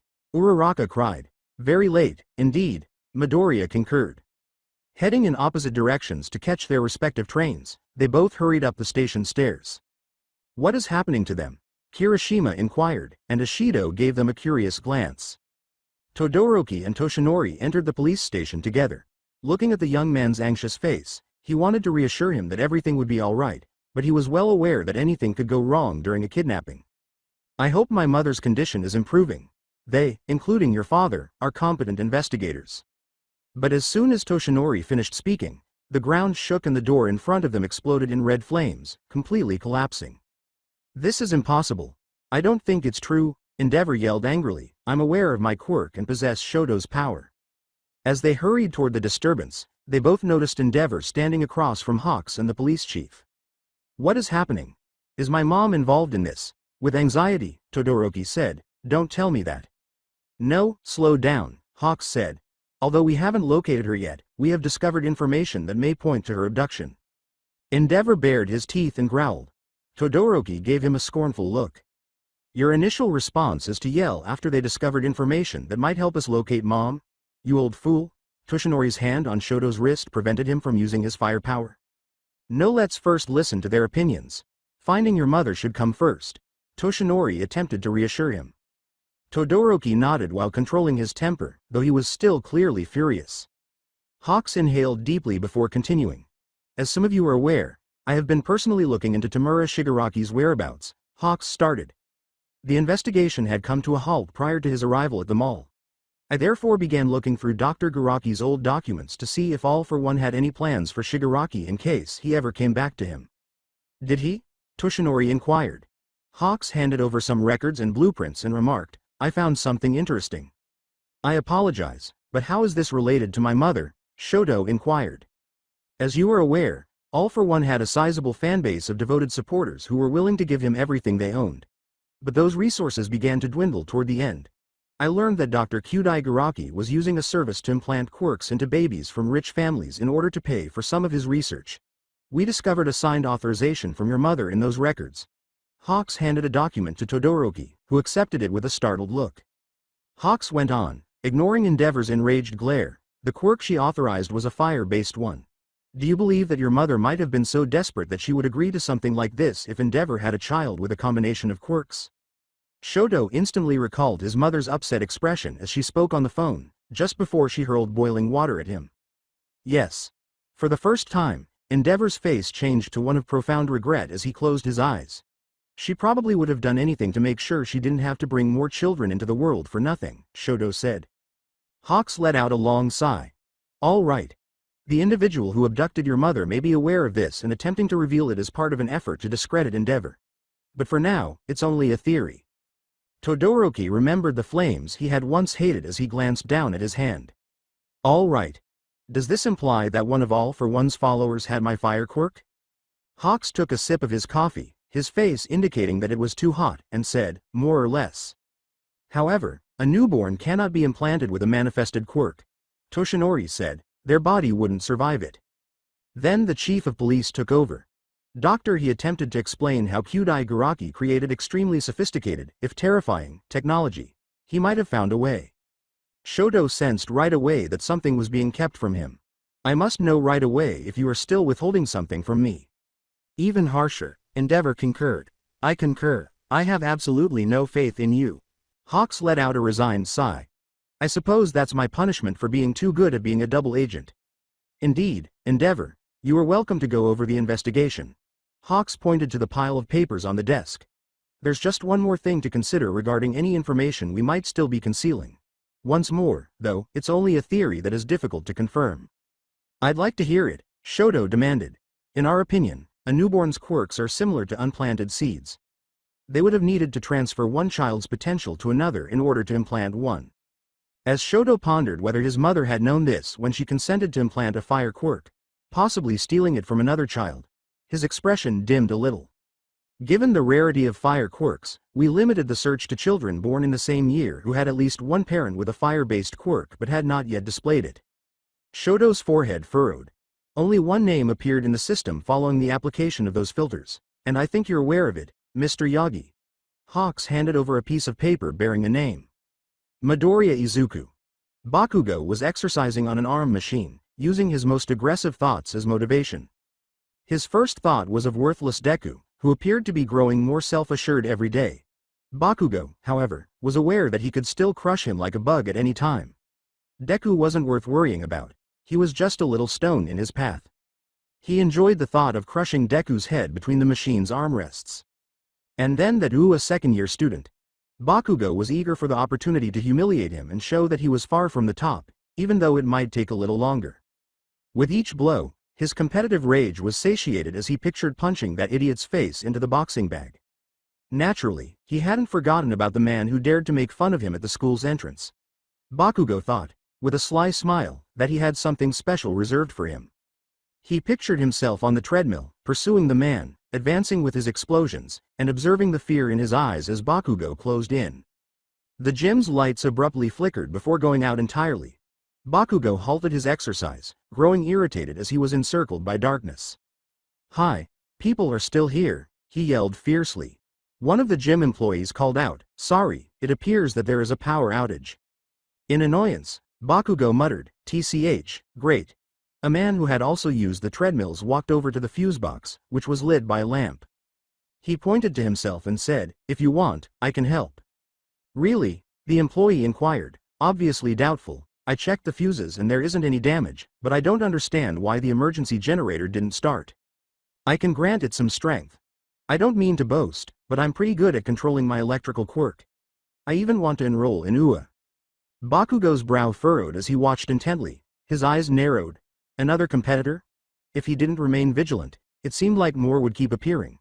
And he would not allow anyone to stand in his way of becoming the most popular person. Toshinori, who was right behind him, began to become concerned at Todoroki's resolute demeanor as he strode toward the shore. Todoroki's two-toned hair fluttered in the cool breeze, and the sound of the waves got closer with each step. "You're a good friend, young Todoroki," Toshinori started as he walked past a street lamp that was lit.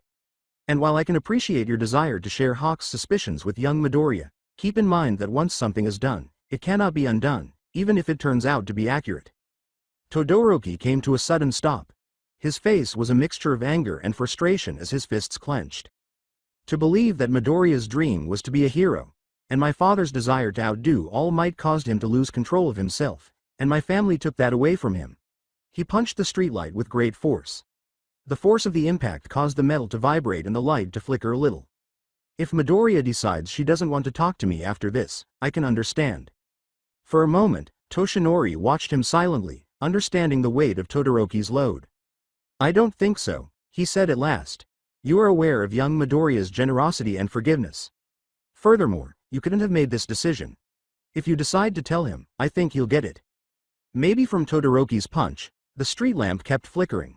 The sound of the waves crashing on the nearby shore was the only sound to break the heavy silence that descended between them. The silence was finally broken by Todoroki. He paused, his piercing eyes focusing on Toshinori. "I've noticed you've had a special interest in Midoriya for a while. I want to ask you now because of this." Toshinori took a deep breath. "Are you the secret father of Midoriya or something?" With a small, relieved laugh, Toshinori was able to breathe again. "No, that is not how we are connected. I only serve as his mentor." Todoroki's expression became more contemplative as he furrowed his brow. "However, you are crucial," Todoroki thought. "I've noticed that Hawks and my father have a lot of faith in you. They have discussed sensitive topics with you that are typically kept under wraps. Hawks even gave you access to the details he discovered regarding All for One's intentions regarding Tamura Shigaraki. You're keeping your true identity from Midoriya, if I had to guess." Toshinori gave him an admiring glance. He had not thought Todoroki would listen so intently. Toshinori's tone became more solemn as he remarked, "Young Todoroki, I didn't think you were observing so much." Todoroki looked straight at him, his eyes unwavering.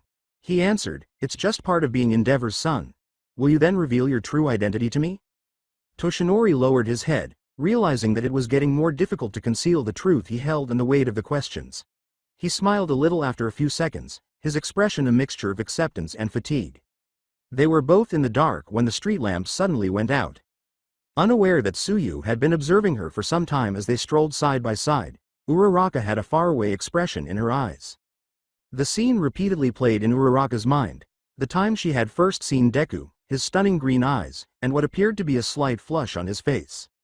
"You know I always say what I think, Ochako," Tsuyu called in her typical direct tone. Surprised, Uraraka blinked and laughed awkwardly, her cheeks slightly flushed. "Yes. I've observed." Ever direct, Tsuyu wasted no time in getting right to the point. "I'll tell you this because I believe you like Midoriya and you're currently considering him." Uraraka's face flushed red in an instant. What?" As though covering them would conceal her reaction, she stammered and brought both hands to her cheeks. Her body started to slowly float off the ground without her noticing. Tsuyu swiftly used her tongue to grab her ankle and gently pull her back to the ground before she could get too high. As she lowered her friend back down, Tsuyu said calmly, "Hold on, I'm not finished yet." Uraraka covered her face once more, being careful to keep her pinkies out so they wouldn't float away, but she was unable to conceal her embarrassment. "Is that correct?" With her big eyes fixed on Uraraka, Tsuyu inquired. "Is it really that clear?" Still peeking out from behind her hands, Uraraka muttered. "Not totally. However, I've been observing you for some time in martial arts class. The person I saw at the construction site today wasn't the same as you usually are. You were staring in the same direction while making a lot of mistakes. I don't think you're the type of person who is impressed by appearances, even though the most obvious guess would have been that you were into Midoriya's friend because he stands out more." With the accuracy of someone who pays close attention to everything, Tsuyu explained, "Midoriya seems more like your type." Uraraka lowered her hands slowly, a look of nervousness mixed with resignation on her face. Tsuyu went on, "I wasn't saying this to upset you. I was just wondering when you're going to tell him. You've been really preoccupied lately." "I won't tell him," Uraraka answered in a quiet voice. "He's got a lot on his plate and needs to concentrate on his own objectives. I don't want my emotions to divert him." Tsuyu's head cocked. "It sounds really honorable." Uraraka fiddled with her fingers while looking down. "You believe so?" Tsuyu leaned her head slightly and said, "But tell me, what would you do if someone less noble came along and confessed their feelings before you did? They too liked Midoriya." Uraraka's heart skipped a beat at those words. Her eyes widened in shock at a possibility she had never thought of before. As though paralyzed by the coldness of that thought, she froze. "You hadn't considered that, based on your expression." Tsuyu paused, then said, "Don't worry, I won't bring this up again. Although it's not really my style, I wanted to let you know that this is affecting you and that if you don't learn how to manage your emotions, someone could get hurt on the construction site." Uraraka was still flushed and trying to think of something to say. Abruptly, she lifted her hand and gestured across the walkway for pedestrians. "It's Kami," she shouted, enthusiastically waving. Kami, who was walking in the other direction, waved back with a casual smile that betrayed some confusion on her face. "Are you friends with those?" As they walked on, the tall, burly boy next to Kami asked. She cocked her head, giving it some thought. "The person who gave me a wave. She is someone I have never seen in my life." I waved, though, because the girl next to her looked vaguely familiar. "However, I'm not really familiar with her name or anything," Kami shrugged. The boy laughed a little too loudly. "Whoa, in the street, you wave to complete strangers? Kami, you really need to teach me more about social skills? You're incredible," he yelled with excitement. On the beach, Midoriya was working out by himself while a dark veil obscured the sky. The only evidence of his effort was the chilly sand beneath his feet, and the distant whispering of the waves. It was odd to be so isolated. He tried not to think about it too much, but he felt uneasy because he hadn't heard from either Mr. Yagi or Todoroki since the morning. His phone vibrated in his pocket as he went about his daily business. He answered, breathing heavily, without pausing to see who it was. Hi, Deku," he said, apprehensive for some reason. "You Uraraka. Hey, how are you?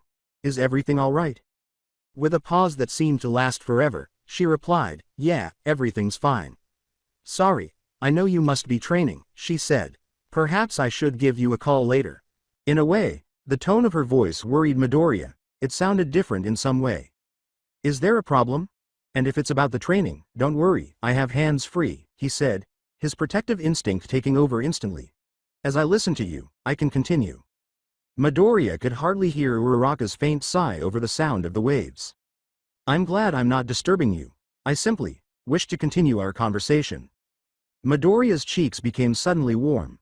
A girl had called him at night for the first time, and while it wasn't out of the ordinary, there was something about the circumstance that felt too intimate, similar to a married couple conversing in bed before turning in for the night. He cursed himself for imagining him and Uraraka in such a private situation. "Damn," he said. "Deku?" "Yes, indeed," he answered quickly, attempting to get the idea out of his mind. "So, how did your day go?" "Me? As you are aware, I was disciplined for being late to school. I got in trouble too." Deku laughed a little and began to calm down. "That's correct." As he resumed his kicking exercise and some dodging drills, he reminded himself, "I need to stay calm and focused so Uraraka doesn't think anything weird about me." After that, I attended my martial arts course. You met Ojiro today, who lends us his family's dojo for the lessons, and Tsuyu today, who attends my classes, Uraraka went on. "Yeah, their peculiarities seemed fascinating," Midoriya said, paying equal attention to the discussion and his workouts. "I believe the only thing you're missing is getting to know my friend Kami. She's very kind, but occasionally she says rather audacious actions. She's probably not even close to Kachan's level. Seeing a girl like that would be strange," Midoriya jokingly said. Uraraka gave a little chuckle. "Ah, you won't believe what she said to him." Uraraka cleared her throat to mimic. "When we ran into Bakugo on the train the other day. Hey handsome, don't ruin your pretty face with that frown." Midoriya almost stumbled during the kick. How did she escape unscathed? "I've seen Kachan yell at even older women," he said, startled. "Unbelievably, I believe I caught Bakugo grinning." Midoriya scowled as he tried to visualize that scene. "All right." Kachan, utterly baffled by the revelation, muttered, "I like comments like that." After a brief silence, Uraraka resumed her speech, but this time her voice was softer. "Deku. As well as you?" she inquired, sounding a little uncertain. "What kinds of things? Do you enjoy what girls say to you?" The heat returned to Midoriya's cheeks. Well. That's difficult to say," he said, feeling more anxious than he had anticipated. He hardly ever spoke to girls, much less had questions like these directed at him. "If someone were to say..." Uraraka started, pausing for a second before continuing. Midoriya's heart pounded in anticipation as his breath caught. She paused for a few seconds before continuing. "I think you're really cute. Would that make an impression on you?" Deku had to cover his mouth and nose in an attempt to breathe because he was flushed like a tomato. "Slow down. You're not hearing it from her." He attempted to persuade himself that it was merely a casual inquiry. However, he couldn't help but see Uraraka standing in front of him, her hair blowing in the wind as she spoke those words. His cheeks were burning, but he was finally able to breathe, relax, and feel extremely happy. "Yeah," he confessed, his voice hardly more than a whisper, "that would definitely make me smile." Uraraka answered, "Gee, good to know," and Midoriya saw that she also sounded anxious. He smiled even more at that, for some reason. The ensuing quiet wasn't uncomfortable. Instead, there was a mutual silence, as though they were both coming to terms with something they couldn't quite express. At last, Uraraka broke the silence and said, "I think it's time for me to go take a bath. See you tomorrow, Deku." "See you tomorrow," he said in a more composed tone. When they hung up simultaneously, Midoriya lingered and gazed at the sea, watching the waves as they moved softly in the moonlight. For the first time he felt the pleasure of being on the beach at night, letting the breeze tousle his hair. That's correct. Although he couldn't help but smile, he reminded himself that he should return to his training. The noise of hammers, saws, and voices blended with the warmth of the sun on another day at the construction site. Reaching down, Midoriya lifted a roll of rebar off the floor. He got to his feet and unintentionally ran into Uraraka, who was standing directly beside him. They both winced and, seemingly out of habit, quickly averted their gazes to avoid looking at each other. There was a persistent feeling of unease between them after their brief encounter. "Has Todoroki gotten back to you?" As Uraraka took the rods carefully, being careful not to touch Deku's hands. She gently moved the rods to where Asui was waiting, using her quirk to make them float. Asui caught the rods precisely with her tongue and skillfully positioned them. He sent me a message yesterday. He claimed to have had a busy day and a lot on his mind. However, he asked me to join him for dinner after school tonight. Midoriya answered, his voice tinged with the curiosity that had been eating at him ever since he'd read Todoroki's message. He said he had something important to tell me. What might it be? Uraraka thought as a faint smile appeared on her lips. Sounds enigmatic.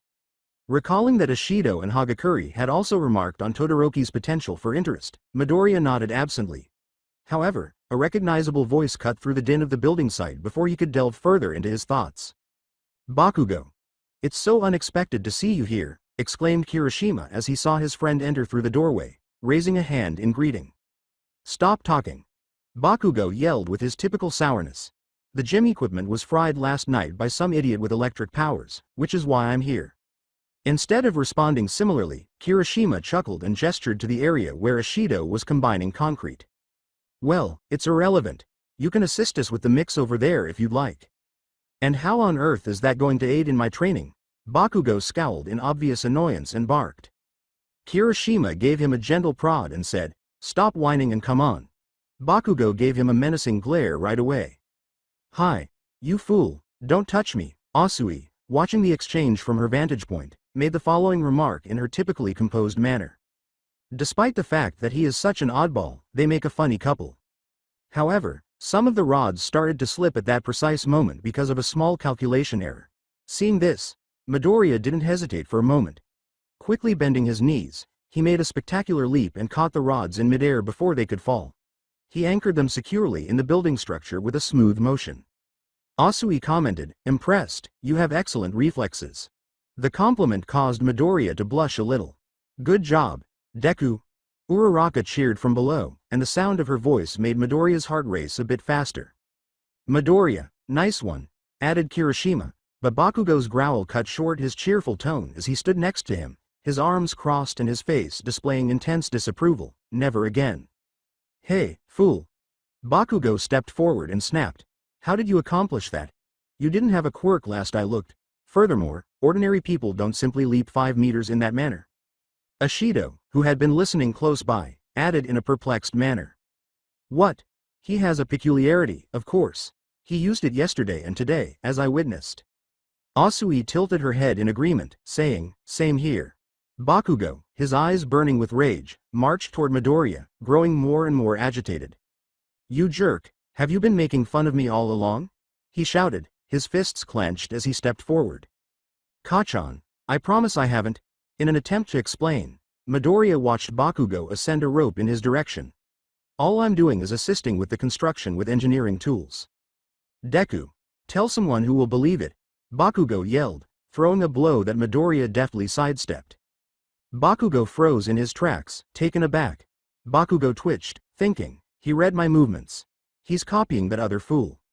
He was shocked to learn that Midoriya had not only ducked but had also flipped Bakugo over and landed him on his back by using his arm as leverage. This fucking pebble, Kachan, you always start with your right, Midoriya clarified, breathing heavily. Additionally, I recorded that in the notebook you threw out the window at the time. Ojiro joined the others who were observing from below and remarked, nice move. However, shouldn't we prevent them? It's not appropriate to spar here. Bakugo snarled. You damn Deku, what are you attempting to prove? Bakugo growled, a controlled rage blazing in his eyes. As I previously mentioned, Kachan, I will no longer allow you to strike me. Additionally, the Deku from your insults now means, in my opinion, you can do it. Hearing those words, Uraraka, who had been observing the scene with increasing alarm, couldn't help but smile. Bakugo saw the odd shoes, knee pads, and gloves Deku was wearing as he approached, still on the ground. He began concentrating on the question of whether Deku's earlier remarks were true, but... Kachan, I hope you didn't injure yourself. Are you all right? Bakugo saw Midoriya's offer of a hand to help him up as all too familiar, a memory from his early years that he held with bitterness. Avoid doing that ever again, can you hear me? What do you do? As he watched Bakugo rise menacingly, Midoriya stepped back and asked, perplexed. Pretend to be weak. Bakugo yelled, leaping at him, throwing him to the ground, and punching Midoriya in the face. Midoriya's patience was finally broken by that. You never struck me as weak. Midoriya screamed and retaliated by punching Bakugo. If you haven't noticed, I've always aspired to be like you, until you start acting like such a jerk. They grappled on the ground after Bakugo caught him by the shirt. Why don't you simply pass away? Bakugo roared and pulled more forcefully. Idiot, you should think before you talk. Midoriya retaliated with a second blow. See who's speaking. It all began with your dumb question, are you okay? When I was 4 years old and fell off that fucking bridge. As Midoriya struggled to free himself, Bakugo screamed and pulled even harder, ultimately deciding to kick him. You tortured me about that for years. Midoriya tried to pry Bakugo's hand away from him while gritting his teeth. Isn't that sufficient for you? Bakugo let go of his shirt and snarled, grasping Midoriya's face with both hands as he attempted to slam him to the ground. Midoriya simultaneously applied pressure to his arm and attempted to push him away with his feet. The fight intensified, and both of them were so absorbed in their struggle that they didn't notice they were dangerously close to the edge of the construction site. As everyone prepared to step in, Asui ultimately saved them by using her tongue to wrap both of them. She calmly put them on the ground and said, "You two really have some serious issues to work out." A firm voice cut both of them off before they could respond. What's happening? The father of Uraraka showed up. He called both Bakugo and Midoriya over to speak after noticing them on the ground. So, is it still possible for you to return to the building site? As Midoriya took his first bite of food, Todoroki sat next to him and asked. After putting down his chopsticks for a moment to respond, Midoriya nodded. Yes, he said, letting out a weary sigh, but only if we don't fight anymore. In order to let them know what we did, they also called our homes. Midoriya had to partially explain what had happened because his face was still a little swollen. After that, there was a hint of unease in the air, but it was soon broken by Todoroki's sister Fuyumi sitting next to them. She smiled inquisitively at Midoriya. So why does Kachan, that girl, want to hit you all the time? She inquired naively. Is it possible she likes you? He had never explained that to Todoroki, Midoriya realized. A quick explanation followed by a quiet chuckle from Fuyumi. I apologize, I suppose I didn't fully comprehend my brother. More like I made all the mistakes, Todoroki acknowledged. Midoriya's eyes glowed as he took his first bite of the dish while trying to relax. It tastes great, he said, glancing at Fuyumi. I'm happy you like it, she smiled in response. I'll give my brother Natsuo your compliments. We take turns cooking, so he left dinner ready while studying for finals at a friend's house. Hearing that startled Midoriya.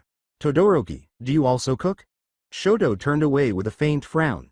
Fuyumi said, laughing a little, let's just say it's not his strong suit. Midoriya observed Todoroki's affectionate observation of his sister's laughter. But when someone's arrival was signaled by the sound of the front door, his expression drastically changed. Fuyumi muttered, I thought Dad had a night shift today. Endeavor appeared at the doorway, and Midoriya felt a knot in his stomach. He was without his hero uniform, but his presence was still commanding. He exuded authority and a brutality that made it difficult to feel affection. Midoriya said, good evening, feeling smaller than normal. Trying to sound natural, Fuyumi said, welcome home, Dad. Endeavor hardly gave them a look before he spoke. Without waiting for an answer, he turned to face the hallway and said firmly, Shoto, let's talk for a moment. Todoroki slowly got up from the table, and Midoriya saw the look of disapproval that flashed across his face. Before leaving and shutting the dining room door, Todoroki said, pardon me for a moment. Midoriya's eyes went down a bit. The awkward silence that ensued in the room made Midoriya feel like an outsider in their family dynamic as he looked down at his plate. Sensing the tension in the air, he said, perhaps I should return another time. I'd rather not force it. After observing the door her brother had just entered, Fuyumi returned her focus to Midoriya. With a kind grin, she took a seat beside him and put her hand over his. Don't leave, please, she said earnestly. Shoto asked you to come because he wanted to share something significant with you. With a softer tone now, she acknowledged, I know the tension between my father and my brother is noticeable and can be intimidating. However, Midoriya, I beg you to remain his friend. You've done a great job for him, in my opinion. Since he's been able to communicate with you, he appears more tranquil. All of the discomfort temporarily vanished when Midoriya felt the warmth of Fuyumi's hand. He smiled back at her kindly. He answered in a firm voice, I won't. There was an almost tangible sense of tension in the air at the Todoroki study.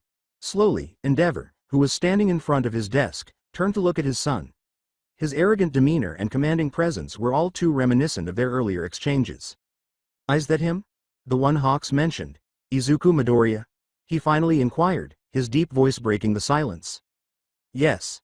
Todoroki answered without hesitation, his voice firm, but his mind whirled with the memories of his talk with Hawks. As Todoroki observed his father sitting behind his desk, the tension in the room grew, as though the imminence of the conversation required him to be more composed. Nevertheless, Todoroki could see his father's slight discomfort despite his composed exterior, such as the way his hands clenched into fists on the table or the way he avoided making direct eye contact. Endeavor finally acknowledged, scowling a little, "I haven't been able to refute his theory thus far. Your mother's signature is unquestionably on the document he showed us. But I'd like you to think he's wrong. For the time being, keep these ridiculous presumptions to yourself." Todoroki scowled. Something in him burned at the way his father had used the word absurd so heavily. He was at his breaking point. "Irrational?" Todoroki asked, raising his voice a little. "Do you mean that because your pride still refuses to accept that my power differs from yours?" His dad frowned. "I heard you clearly at the precinct that day," Todoroki went on, "but if you're still unsure, I'll remind you that any quirk can take on any shape you desire if you train it relentlessly for years." Endeavor sat up straight in his chair, his voice echoing with a mixture of conviction and challenge. "Shoto. I did what I did for your benefit as well." The words were like a slap to Todoroki. The well-known line he had heard innumerable times as a child, the one that consistently provided justification for every yell, every harsh training session, and every sacrifice he had had to make. "For my own benefit," he reiterated, his voice brimming with disbelief. He was enraged, and his fists clenched. As though his belief was unalterable, his father did not recoil or turn away. "According to Endeavor, everything will be simpler for you when you're a hero. Have you even considered whether you want to be a hero?" Todoroki's voice split the air like thunder as he let out a sudden shout. As soon as their eyes met with that same intensity, the tension suddenly increased. Endeavor's icy, calculating eyes, brimming with agony, rage, and years of pent-up resentment, met his son's. A voice that did not belong to either of them broke through the silence of that confrontation. Well, the arguments in this house seem to go on forever." As soon as the words were spoken, the father and son turned to face the study's computer. The screen had changed from a basic spreadsheet to a picture of a person sitting comfortably in a chair, with burns and other old wounds on their arms and a scarred face. Once more, there was silence, but this time it was due to the shock and horror of seeing the intruder on the screen, invading their private space as though they had always been there, watching from the shadows, rather than the tension within the family. The person grinned sardonically and said, "I believe we were in a similar situation last time, though I didn't get to introduce myself. You may address me as Dabi." A shiver went down Shoto's back. His jaw seemed to be about to fall off, and that smile was unnatural. "And no, if you're thinking that, this isn't a recording," he went on. "One of my colleagues has a quirk that allows them to broadcast live to any computer on the planet. We are fortunate that it is reciprocal. Which implies that we can also see you. Of course, when I say we, I also mean her." The picture abruptly changed. For a moment, Shoto's heart stopped. His mother, Rei Todoroki, was seated in a chair on the screen. Her hands shook and tears welled up in her wide, terrified eyes. She tried to contain her tears by covering her mouth, but it was clear that she was in pain. She made no sound, but she was observing them. With hardly a breath in his voice, Shoto muttered, "Mom." With a furious expression on his face, Endeavor stepped forward and yelled, his fist clenched.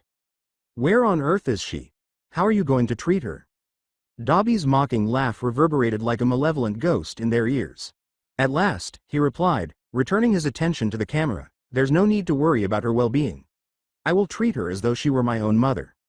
Shoto gritted his teeth at the derision in his voice, the rage building in his throat like an unquenchable fire. "What on earth do you desire?"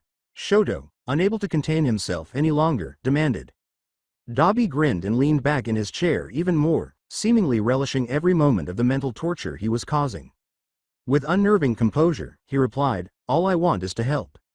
At that response, Endeavor and Shoto froze. They felt uneasy because of the way he said it, without any doubt, as though he was manipulating their feelings on a level they couldn't even fathom. "The main issue here, in my opinion," Dabi went on with the same easygoing demeanor, "is that Endeavor was never able to strike a balance between his family life and his heroic endeavors. And he transferred that responsibility to his kids by not becoming the best. A huge error." Before he could stop himself, Shoto's words escaped his lips as his anger boiled over. How on earth is that related to you? Dabi leaned forward with an almost macabre expression as he gazed at him with an even broader smile. Oh, he said, it has everything to do with me. Shoto, I've given this problem a lot of thought. How can this dispute be resolved?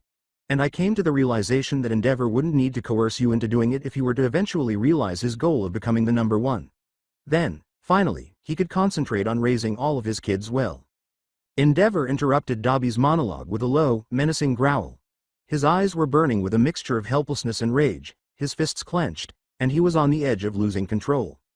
I have faith in you, Endeavor, Dabi went on, sarcastically. You've always had the power, in my opinion.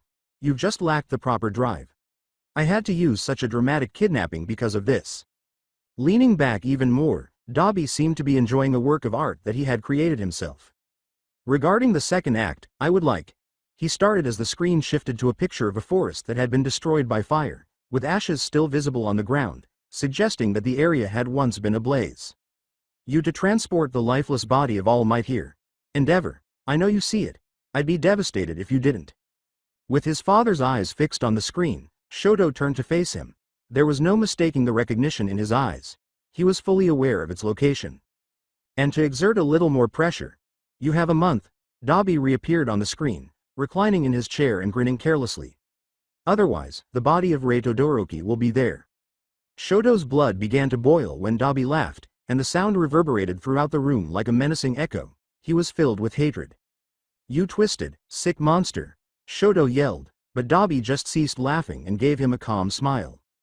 Before the screen went dark and the transmission ended, he said gravely, the only monster here is the one who prefers to remain a hero at the expense of his family's integrity. His eyes were fixed on Endeavor's. The resulting silence was deafening. Deku paused his scrub and allowed one of the dishes to return to the soapy water, observing its gradual sinking. Destroying all power, he whispered, his hands shaking, the weight of those words barely noticeable. How are you, Midoriya? Asked Todoroki in a steady, calm voice that was like an anchor in the middle of a storm. As though waking from a nightmare, Deku blinked and shook his head a little. He turned his intensely worried eyes to Todoroki. How are you? With his hands clenching nervously and his voice quivering with agony, Midoriya uttered, You're the one going through all these terrible things. Todoroki reached into the water and pulled out the sunk dish with his usual composure. His icy, calculating eyes examined the situation almost mechanically as he slowly raised it. He started, still cleaning the dish. As bad as things are right now, it's a relief that Dabi finally communicated and expressed his demands.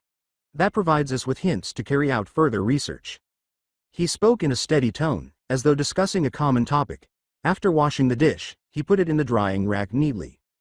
With a calmness that unnerved Midoriya, he continued, and at least we confirmed that, for now, my mother is still alive. For an extended period, Deku gazed at him in silence, his mind racing. Midoriya felt overwhelmed because Todoroki's calmness was so inconsistent with the seriousness of the situation. Midoriya said, his voice barely above a whisper, I've always thought it, Todoroki. But now more than ever I admire your ability to stay calm in such a demanding situation.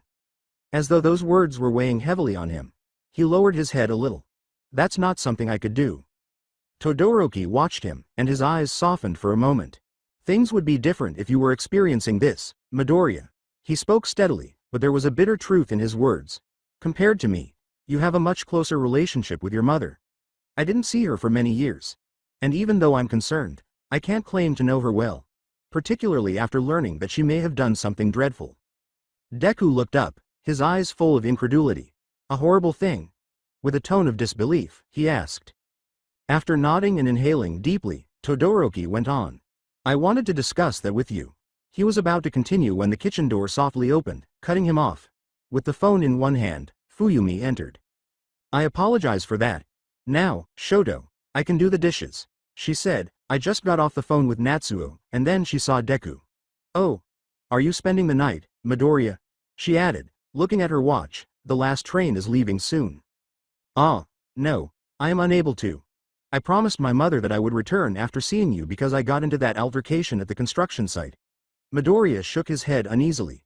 Conflicted, he explained, she might not let me return if I don't. Then he asked, facing Todoroki. Is it possible for this to wait until tomorrow at the latest? For a moment, Todoroki felt caught in the same pattern of choices that had kept him apart from his family as his mind relived the memory of his father requesting that he wait. Had he accepted Hawk's theory too quickly? Had his haste to put his father out of his mind affected his decision-making? Todoroki smiled gravely and nodded. Yes, he said firmly, it can wait. After a few minutes, they were both at the front door, bidding Midoriya farewell as he rushed to the train station. As he ran down the path, Midoriya shouted, "Thank you so much for everything," and waved. "I appreciate you coming." From the doorway, Fuyumi called back, "Remember what you promised, too," she added in jest. "I refuse." With a vigorous response, Midoriya's figure vanished into the distance. Todoroki remained silent as he watched the scene, his mind still racing with ideas. What was the promise he made? With sincere interest in his voice, he asked his sister. Fuyumi merely grinned and chuckled before returning inside, giving him the impression that, in spite of everything that was happening, there were still small moments that could provide a tiny glimmer of hope in the midst of so much gloom. "You've been harassing the poor, oddball child once more?" Bakugo's mother shouted, her voice echoing through the living room. "What on earth is the matter with you? How much slapping must I do before it sinks in?" Bakugo turned his head away, hands stuffed deep in his pockets, and clicked his tongue in frustration as his mother gave him a stern look. "As if, you crazy woman, you could really slap me," he retorted, his words brimming with conceit. In fact, it appeared to us that Bakugo took the brunt of the blows. Kirishima added nonchalantly, putting another cookie in his mouth and taking pleasure in the tumultuous scene as though it were normal. Bakugo turned abruptly to look at him, his eyes burning with rage. "Stop talking. And who on earth allowed you to enter my home?" he yelled, swatting the cookie plate out of Kirishima's hands as though that would somehow fix the issue. Kirishima simply grinned, unconcerned. He just shrugged and picked up another cookie from the table's stack. His mother responded, sighing wearily as she looked around at the mess her son was creating. "I invited him. Katsuki is a great friend, and you should invite him over more frequently." As though dealing with Bakugo were giving her constant headaches, she rubbed her forehead with a finger. With an ironic smile that only a mother could have, she added, "I guess I'll have to call the doctor tomorrow to increase your dosage and try lowering your testosterone again." Bakugo tensed visibly, but his mother went on before he could object. "Tell me more about how he kicked my son's butt, Kirishima." Bakugo nearly exploded at the smug smile that accompanied her words. As usual, Kirishima maintained his easygoing manner and started to narrate the events with the same carefree smile. "All right, ma'am. Your butt is the only one being kicked around here." Still feeling the weight of the day's events, Midoriya said as he entered his home, "I apologize for the delay. It's just that a lot happened." Before he could remove his shoes, his mother gave him a tender but anxious embrace. What's happening?" he inquired, taken aback by the gesture's force. "Izuku." His mother answered, stepping back just far enough to look at his face with a motherly attention to detail. The marks on his skin, the scratches on his arms, the slightly swollen eye that was starting to turn purple, her fingers traced them gently. "Did you and your partner actually argue today?" Looking down, Midoriya felt like a kid who had been caught in the act. "Yeah." Unable to conceal it from his mother, he quietly confessed. As she started talking in a low voice, almost to herself, she turned away and walked worriedly toward the kitchen. "Oh no, I believed it might have been an error. You've always been so excellent that I'm not sure how to respond. I initially felt I should reprimand you, but I'm sure you had a valid excuse or were defending yourself." With a doubtful tone, she went on. "However, I do not want this to turn into a habit. I'm not sure if I should be more worried or to minimize it." Midoriya watched her with a smile. He suddenly understood that he had inherited her tendency to mutter and to silently consider every small detail. That same capacity to examine every circumstance and seek the causes of every action was so ingrained in him that he could now plainly see its origin. "Perhaps this will give us a chance to talk," he proposed, his tone less tense but still a little calm as he moved toward the dining table. His mother nodded while still giving him a loving and worried look. With the dining table acting as a neutral area where words could flow more easily, they took seats opposite one another. I will continue the story in next part. Till then, bye bye.